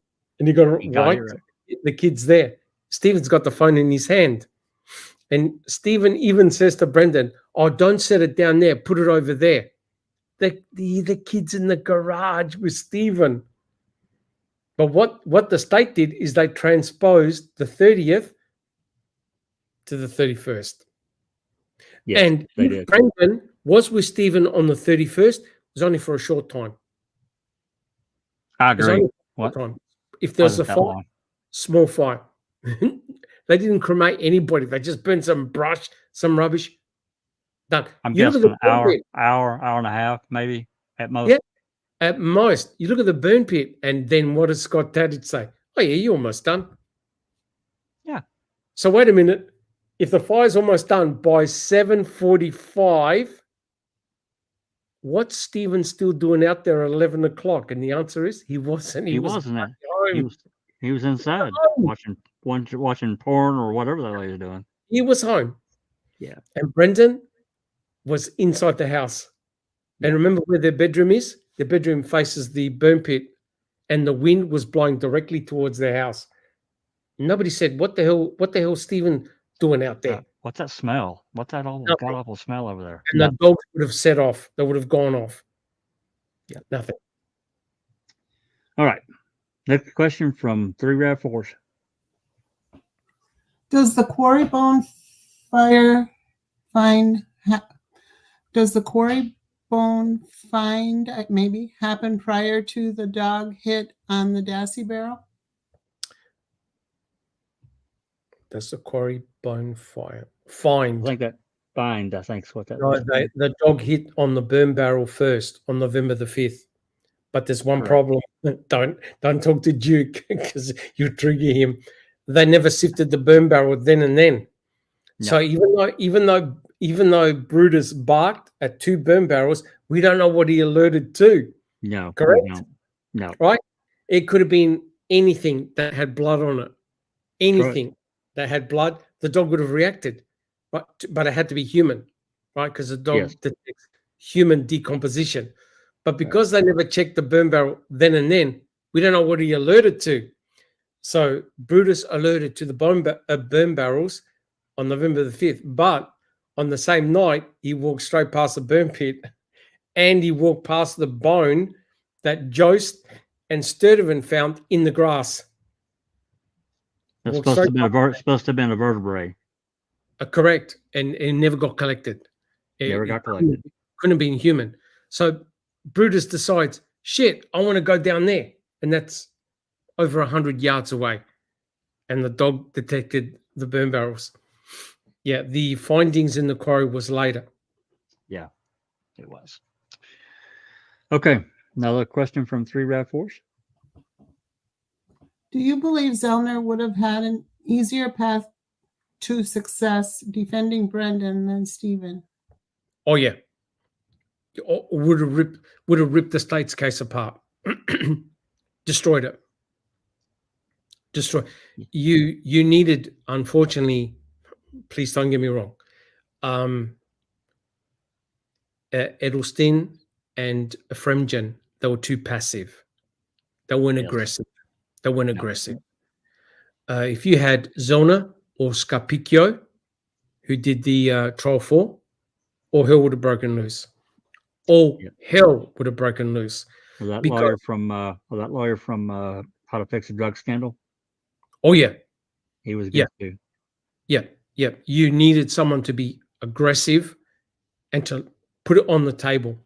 So, what have you got against my client? What proof have you got that my client did any of this?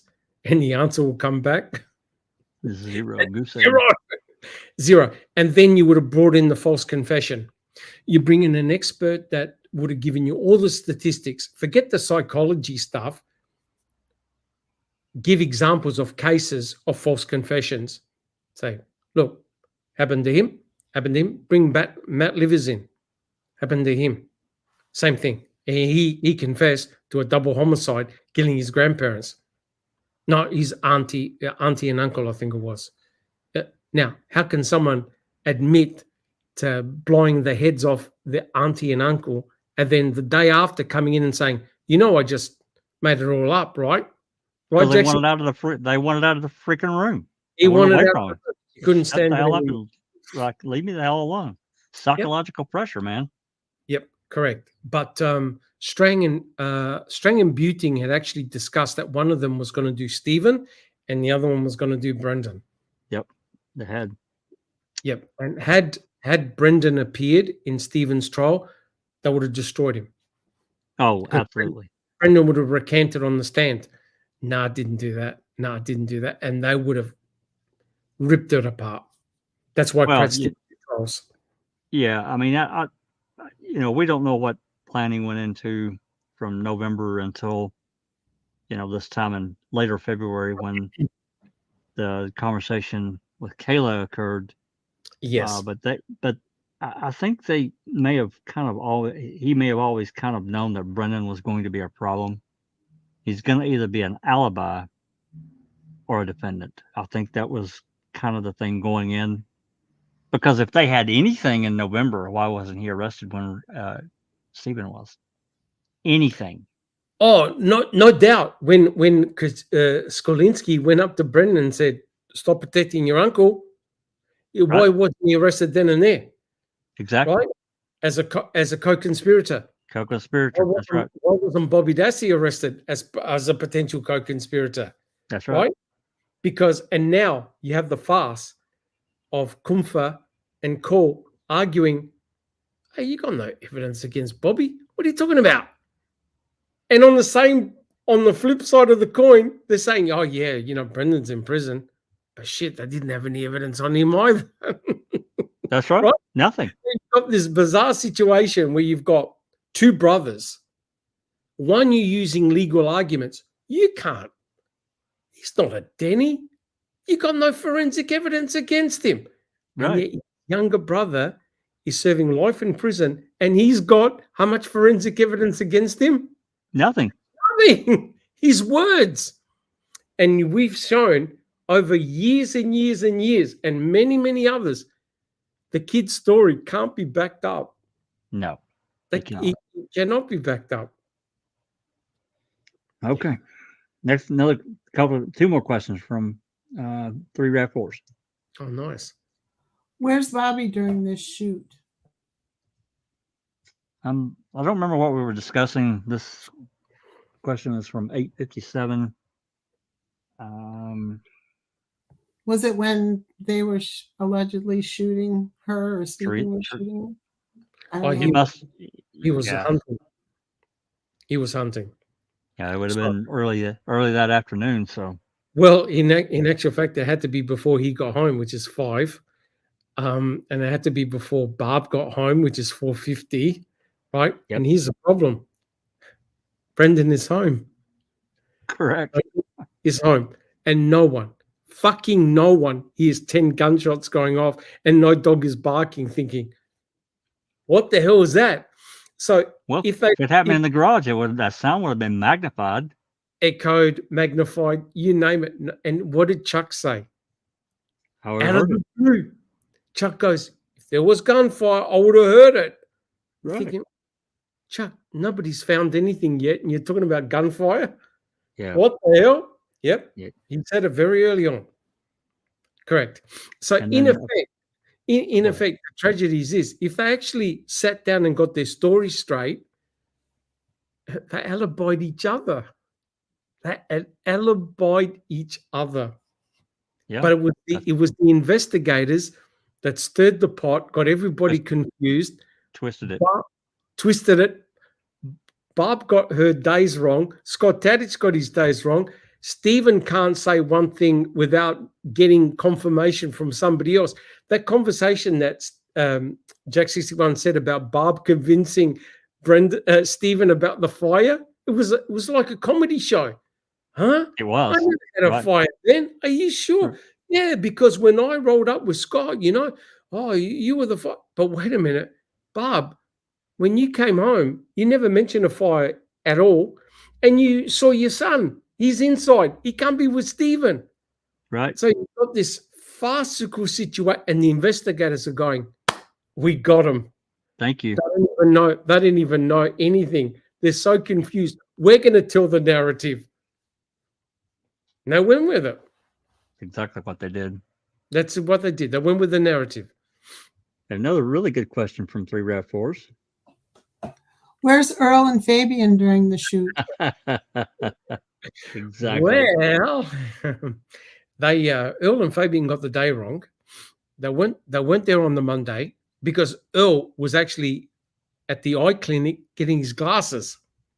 They couldn't have seen the smoking burn barrel, for example, and even Zona disproved it because the wind was going in the opposite direction. The wind wouldn't have been blowing to him. And the other major problem is this. Earl, who was next to Robert, goes, "What smoke? I didn't see any smoke." And not only that, didn't hear any women screaming. Nope. Didn't even see a fire in the burn pit. Nope. Right? And they didn't talk about Brendan, who's meant to be with Stephen, which goes Or to the show RAV4. the RAV4 that's meant to be outside by the trees. Right. Nothing.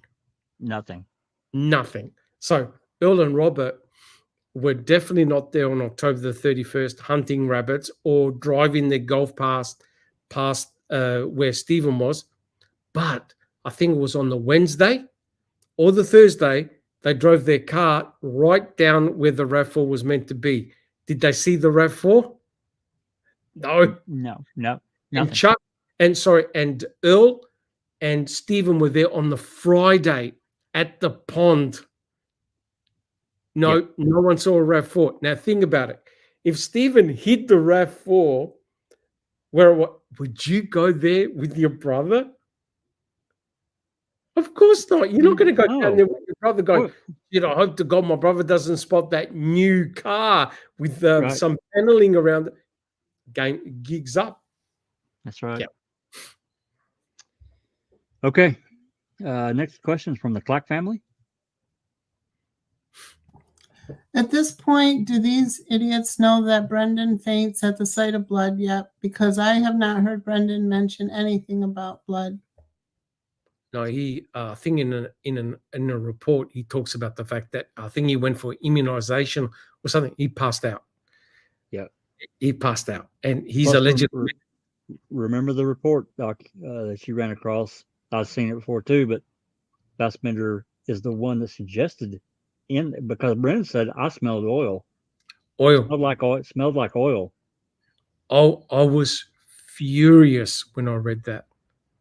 Absolutely furious, because you may look at a stain on cement and it's red and you go, fuck, that looks like blood. Blood, yeah. But the guy bloody had it in his fingers and smelt it because it's oil. They never presented that in court. No. They never presented it in court. And it was fucking Fassbender that said to Brendan, could that be blood? Well, it's red. I suppose it could be blood, but I'm sorry. It smelled like oil. Exactly. We're cleaning it. End of party. I'm trying to remember what date that report is. I might have to look at that again. I can't remember the date of it. That's when they went to Fox Hills. Yeah, that's right. At Fox Hills. That was the 27th of February.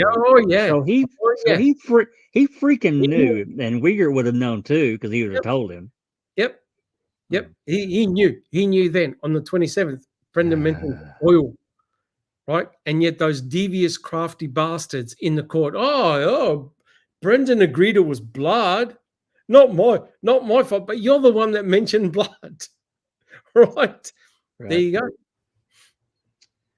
Okay, next question. I don't know how we can answer this. Maybe Doc and Sheree, you guys can answer it better. This is from Kansas Foxley. Please, will panel members comment on Chief Judge Diane Wood's dissenting opinion, Ari Brendan's confession? Can't remember it. I just can't. All I remember is she's the one that kind of like they set, what's her name, Laura Nyrider up by asking her what she thought the police should do if they don't bluff or something like that. And then she goes, "Oh, you can't make new law. You have to, you have to." I thought that was Sykes that did that. Oh, okay. Oh, yep, you're right. Isn't her name Diane too? I got them mixed up. I'm sorry. That's okay. I'll have to check my notes, but in the first en banc panel, there were three, two females and Judge Hamilton. Judge Hamilton was the one that opposed. The other two ladies said, no, this is all bullshit, toss it out. Yeah.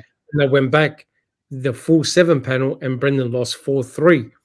And one of the arguments was, hey, you want us to change the law now regarding the read technique and the use of the read technique for police officers. And she said to Nyrider, you must lose. Yeah. It had nothing to do with Brendan. It was the law. So what do you want us to do now? Toss out the use of the read technique? So the kid lost 4-3. But that was so unfair because they forced her to answer. She wasn't going to answer because she knew, she couldn't. But, they forced her and then they, knocked her. But then you've got the arguments, and it was also on convicting a murderer. Oh, Stephen had settled his lawsuit. What do they need to go after Brendan for? They needed to go after Brendan to get a narrative. That's right. Right? They needed a narrative. They had no idea. Otherwise, if there's no Brendan Dassey, none, take Brendan right out. You got no bullet, no item of help. You've got no reason why they would ask for a new search warrant. Agree? That's right. Yeah, she did need a better answer for that one, just like Kathleen said. Yeah. Like that's true. That's true. But no Brendan, no item of help. So you don't have all that schmozzle regarding item of help. You got no hood latch swab. Why would they go back and re-swab the RAV? They checked all the RAV. That remember when Brendan said we stuck the knife underneath the seat, they went back in the RAV. They checked the seat. There's no knife here. There's nothing. No. So therefore, the problem for the state would be, shit, okay, we found all this forensic evidence, but we can't put Teresa Horbach, the victim, in his bedroom. Hell, we can't even put her in the garage. We can't even put it anywhere else on the Avery salvage yard. That's right. Right? That's right. And then now with Tom Sawinski coming along saying, shit, I saw two guys pushing the victim's vehicle onto the property in the morning of November the 5th. Oh my God. That's why they needed Brendan. They needed Brendan to get a narrative and the bullet. So they used the bullet to full effect, but the bullet is debunked. It's junk. That's right. It's garbage. It's absolute garbage. Total garbage. Yeah. I can't remember Diane Wood's opinion specifically, but I remember that she was definitely thought he was coerced and it was just horrible. I believe that's what she thought about what the winning opinion was. Didn't she talk about when Wiegert put his hand on Brendan's knee about how creeped out she was? Remember? Yep. Yeah, that sounds right. What's incredible is that the two judges that said, oh, toss all this garbage out, they reference Kiss the Girls. Yes. They reference Kiss the Girls and they said, this is exactly as described in the book. I thought, yes, someone finally fucking understood what it was. Right. The kids pulling all these things out of the air. What Fassbender kept on saying? Play that video in your head, Brendan. In your head. That's exactly what he did. Right? Write down. He even did the hand movements in the video, the interrogation. In interrogation, he goes, oh yeah, she was like this. And they're fucking hell. It's exactly like in the film Kiss the Girls. Pattern match. And then the cutting of the hair, that did it for me. Yeah. Even the investigators must have looked at each other going, damn. Cut her hair? What the fuck for did you cut her hair? And Brendan then in the May 13th interrogation, what did he say? Checks this one? No, I never did. Never did. Because now he's had time to think about it. What mess and trouble he's in. Yep.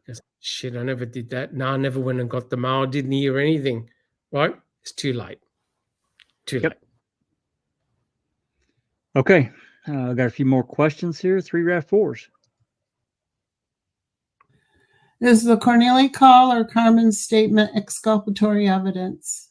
No. I think not per se, but what it does is it destroys Blaine's credibility. It also destroys a very important cornerstone of the state's case. That is that Stephen was tending a fire at 11 o'clock, because they know that, hey, shit, Teresa was last seen at 2:35. You need at least 6 hours. You need a lot of fuel, a lot of energy, a lot of time tending the fire. Oh, Blaine happened to see Stephen outside tending a fire at 11 o'clock. Oh, wow, that's many, many hours. Carmen totally did. In fact, even Blaine, in his very first interview, right, Jack 61 said, man, I was home at 9:30. Yeah. The problem was he was actually home an hour earlier. Because I remember looking at that going, Right. 11? Where did they get this Right. 11 from? And it's in the court. It's in the trial. Oh, Blaine, tell the jury what you saw. I have to wonder, and it's just speculation, and I don't want to put out innuendo for anybody listening out there and says, "Oh, Jack's just making shit up." I'm not. But what changed? What happened between all these months leading up to the trial? What was said to him by the investigators or a prosecutor or whatever? What was said to him that he would alter his statement at that point? Something made him alter it. Talking about Blaine? Yeah, I think it could involve Cornelia. maybe. Very well. Could be. I think it Well, could. I mean, I think about, and I'm not going to get into this just for a second. O'Kelly talking to Cornelia many times. He kept talking to him multiple times, and ultimately it ended when Cornelia gave him a videotape of something. Now, we don't know what that is. We'll probably never know what that was on that videotape. But after that, there is no more contact between O'Kelly and Cornelia. It ends right there. So what the hell did he give him? And how could that have been potentially used? I don't know. I don't know. Look, at the end of the day, they're all compromised witnesses. They're all compromised in one regard. They all had other things happening in their life, and there's no doubt. I believe that they were threatened, and because you could see the transition. Yes. Suddenly, all of a sudden, people remember a fire, and you go, "Wait a minute!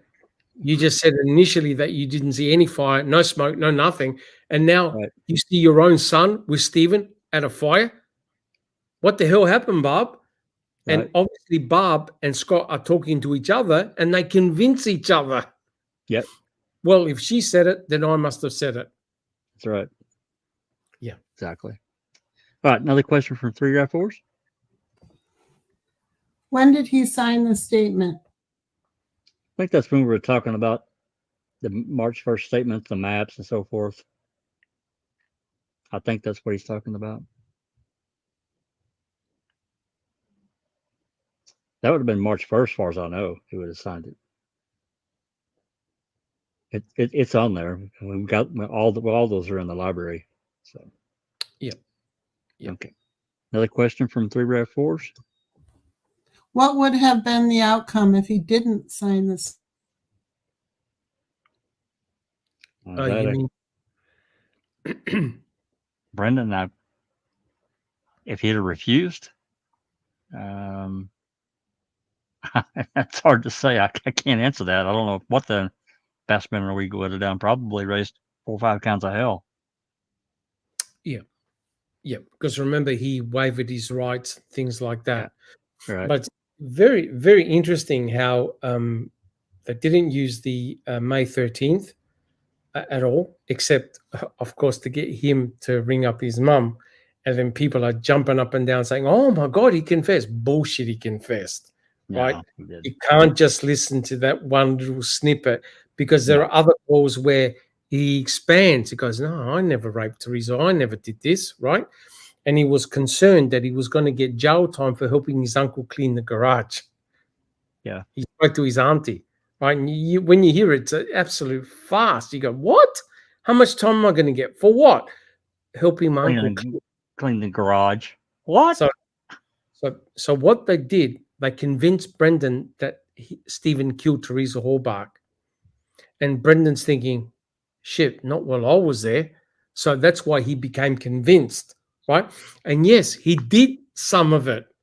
He helped his uncle clean the yard. He probably helped his uncle burn some rubbish, clean the garage. But that's not meant to be nefarious, right? That's just, they pick up, it's called picking up the yard, right? They do it all the time, cleaning up rubbish. And that weekend is when Stephen went to Crivets and did all that work. Remember Jack 61? They fixed up this, they fixed up that. So what is Stephen's common theme? Get shit done. Yep. He likes to clean up, tidy, mess, whatever. Just stay busy. Stay busy. Hey, why? Because in a couple of months' time, the guy was going to become a multimillionaire. Yep. He was going to become a multimillionaire. Do not forget, this did not occur in isolation. He had a civil suit going on at the same time. He needs to be counting his millions, not raping and committing ultra violence on a person he does not even know, right? And that's why Kratz doesn't want you to look there, trivialize it, put it in a box, forget about it. You can't. The two go hand in hand. None of them want to talk about that lawsuit. No. All right, last question for Mr. President. I think this one's easy to answer. Was Kratz secretly watching this interview in another room? He would have. Well, they went up to him pretty quick because they had a press conference that night, that very night. So he would have been very well aware of the outcome of that interview. Well, I certainly would imagine, Doc, and everyone, that I don't know that he was in there because remember, they went from the high school to Brendan's house, correct? Then to Manitowoc jail to this interview room. I think at minimum he probably would have been called. He was called.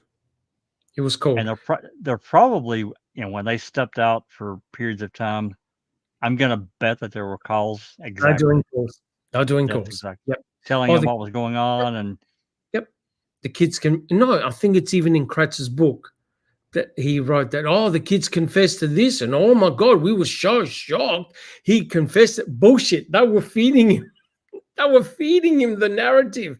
Because William goes, and Fassbender goes, out of the blue, Brendan. Come on. Right? So they were telling Kratz. That's why Kratz that night had a press conference. And then the day after, at the March 2nd press conference. And don't worry, we're going to read later on. We're going to read the whole thing verbatim, what the press saw. And oh my God, I would have been out with pitchforks and torches if that indeed happened to my daughter. I'll be out for blood. And it all turned out to be complete bullshit. All right. Got one follow-up question that we talked about a minute ago from Kansas Foxley. Follow-up, Judge Wood was dissenting. She said, quote, the investigators made my skin crawl, end quote, and in my opinion, did a fine job with her dissenting opinion. Well, I completely agree with that. Oh, yeah, there were two of them. I forgot that. We went through it. We've done podcasts on this in detail. And later on in the future, we'll revisit that. I remember the two female judges. They were scathing. And Judge Hamilton basically, no, we've got to protect the law. What did you expect the investigators to do? They weren't browbeating him or whipping him or all this. You don't have to. That's the whole idea. A kid like Brendan is very suggestible. Even it's all psychological. Even his psychologist said to him, the kid is suggestible, right? And he caves in. And there's documentary proof that he did exactly that. Yep. All right. Is that it, Jack 61? That's it. We're right at, we're approaching 4 hours rather quickly. Awesome. Well, look, guys, Again, I want to thank every one of you for your fantastic input, of course, and your support in chat. Again, if you've enjoyed what we've done, please subscribe and put your DNA in the thumbs up button if you've enjoyed our podcast. And I've just got a couple of things I'd like to say first, then we'll go around the table. As you know, this this series of podcasts have been a very, very draining to do. I've done, and also Neverly and also other members of Foul Play have really pulled out all stops, and we've done some fantastic deep diving, and I hope that you guys have opened your eyes to the utter deception and just garbage that took place, especially with these witnesses that were all in a compromised situation. And we've shown by witnesses corroborating each other that had no skin in the game, and they destroyed elements of the case. And I firmly believe that Brendan had no role in the demise of Teresa Horbuck, none whatsoever. And that's backed up purely by forensics. But having said all that, we've done 12 podcasts so far, and there's so much more to do. But I like to inform everybody that I'm going to take a few weeks off. I need to detoxify myself and go out and see the sun, and because it's taken a lot out of me. I've been working, and Jack 61 will back me up, and everybody else. I've been on this all day for weeks, all day, reading hundreds of stuff and putting together a lot of this material. Neverly helped out, of course, but it does take a toll, because it's like watching a train wreck and you can't do anything about it. That's right.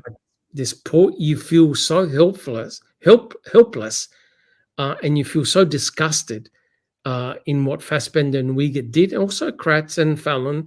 They've got blood on their hands, in my opinion, that it's really taken a toll on me. So you won't see me for a little while. I'm going to take some time off, refresh, and put the next installments together.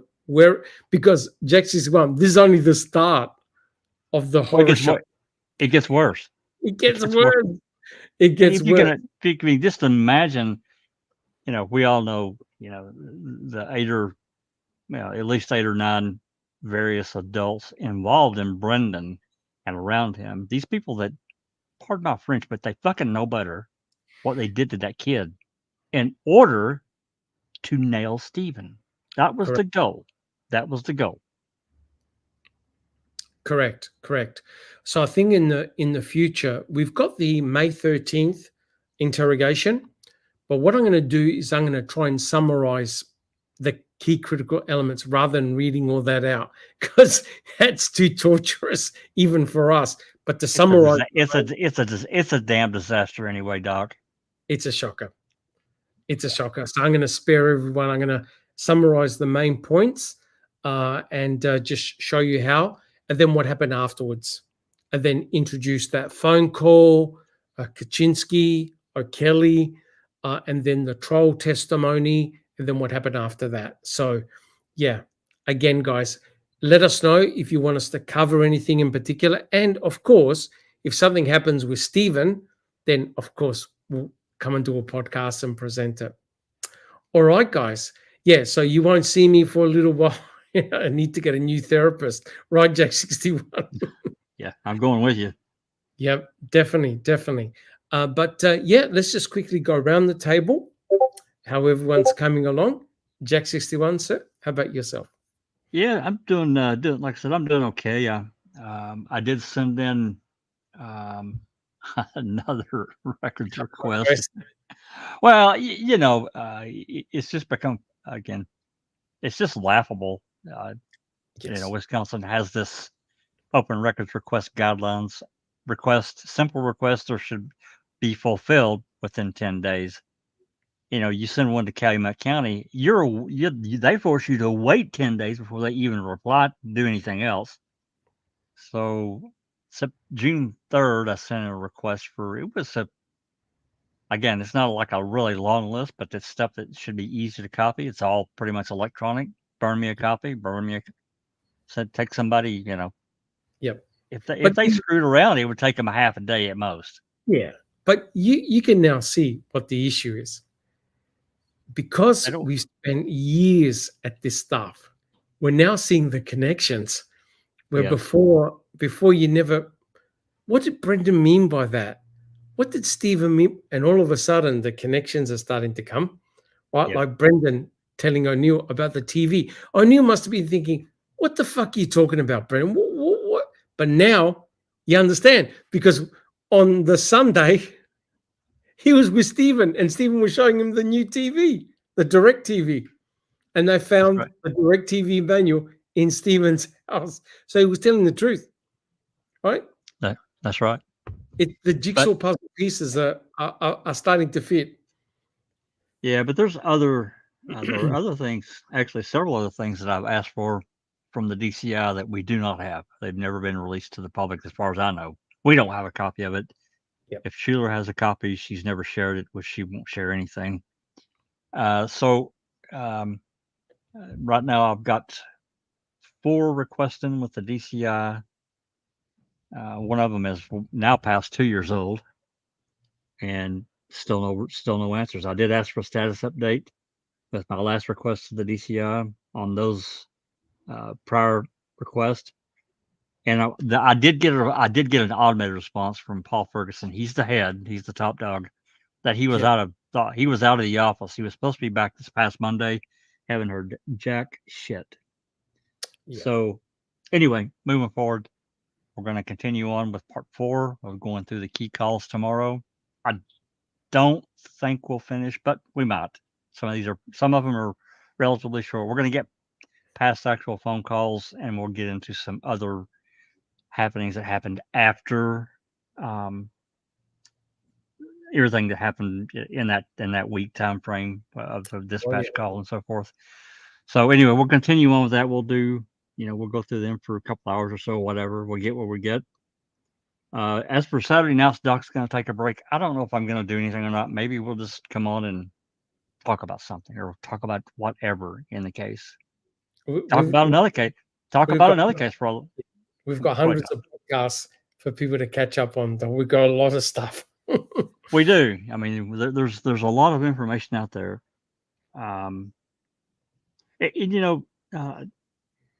Anyone that's, Doc mentioned X earlier, anyone that's, following us on one side or the other, it really doesn't matter.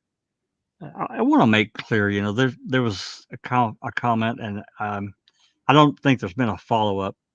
Calling foul play a cult, it's just the most ridiculous thing I've ever heard. It's just ridiculous.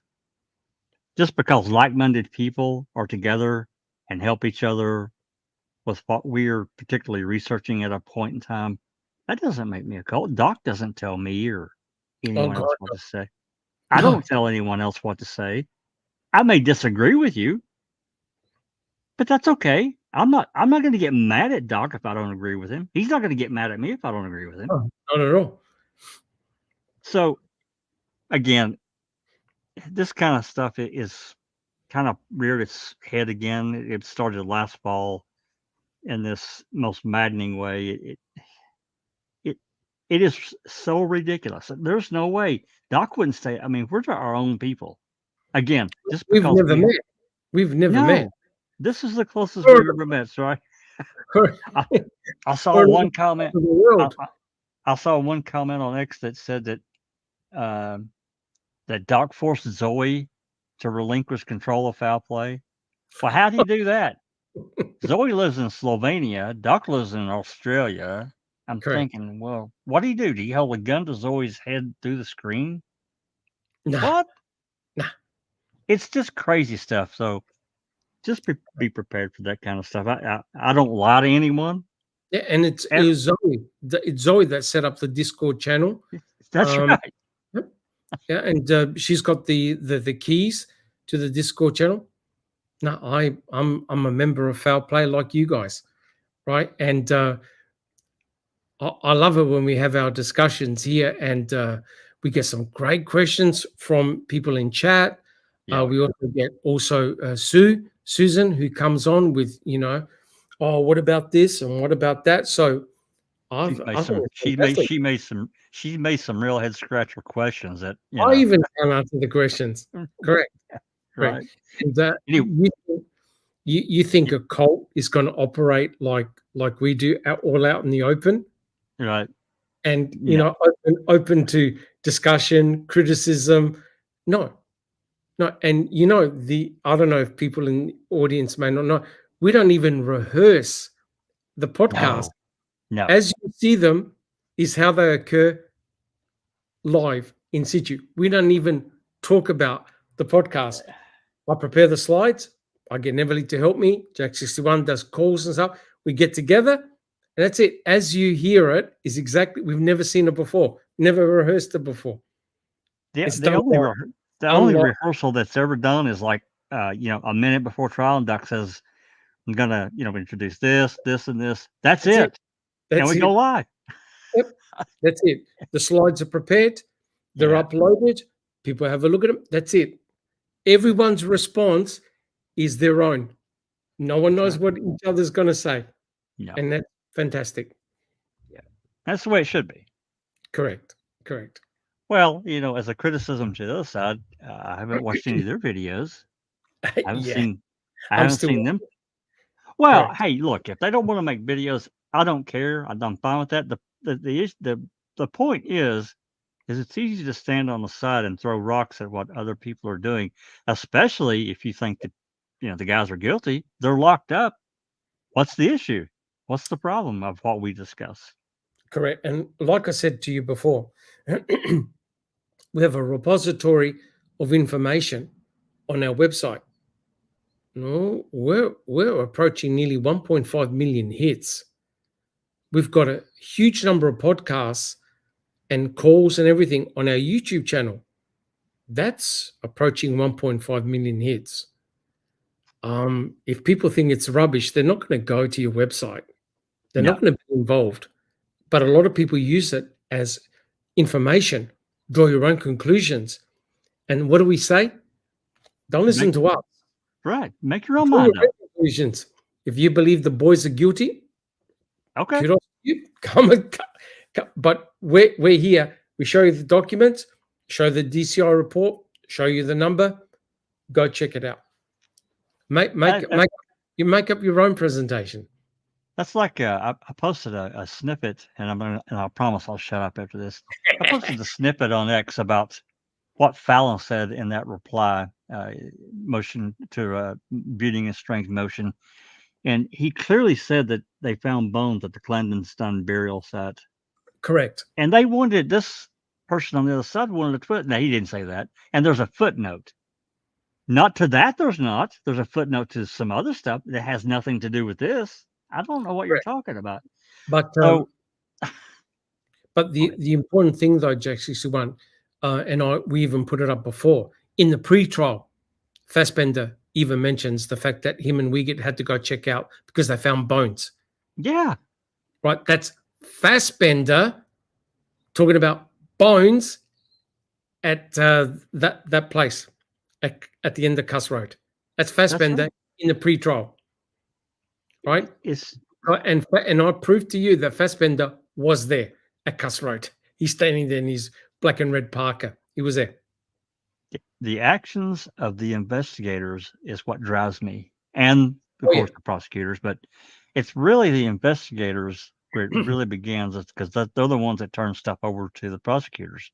So that's been I know Doc's too, our main focus. So anyway, I just wanted to bring that up. If anybody's perusing X, if you got questions that we can answer, hey, let us know. Not gonna lie to you. You might not like what I say. And again, it's just my opinion. Believe whatever you want. I'm okay with it. I'm not gonna get mad at you unless you start a bunch of crap with me. Then I'm gonna I'm gonna give it back to you.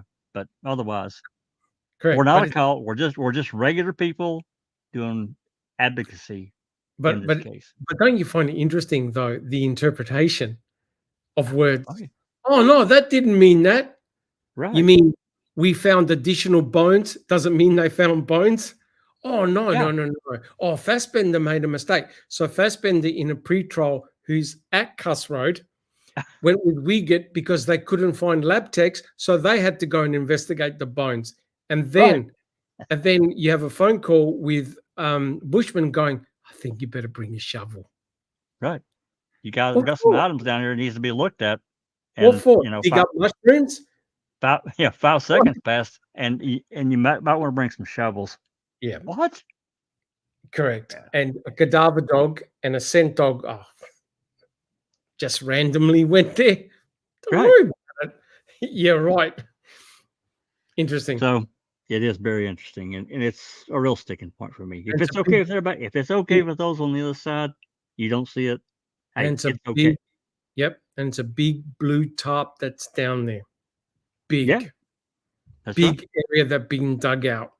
And they stayed there all all damn day, basically. And yes, I did. And at nighttime too. Yep, into the evening when it got dark. But nobody went to Stevens burn pit. Nobody. No, not after dark. They wrapped that up and had to get out. They ran away. Anyway, tomorrow we're going to continue on with the key calls. We'll think about if we want to do something on Saturday when Doc wants to take some time off and get a new brain. I don't blame him one bit because I don't blame him, and he should. We want to keep everybody sane and healthy. Anyway, that's all I got. Certainly appreciate everyone, all the great questions and comments. Keep it going. Keep it going, guys. That's all I got. Thanks so much. Awesome. Thank you so much, Jack 61. Cherie, I don't recall how you're coming along. I'm doing well. I want to thank you for all the hard work you put into this, and it was very informative and enlightening and frustrating all in one. And thank you. Thank you so much, Cherie. Again, guys, thank you so much for all your support. And I personally will see you in a couple of weeks' time. Take care, everyone. That said, I want to thank everybody, and this has been a Firefly production.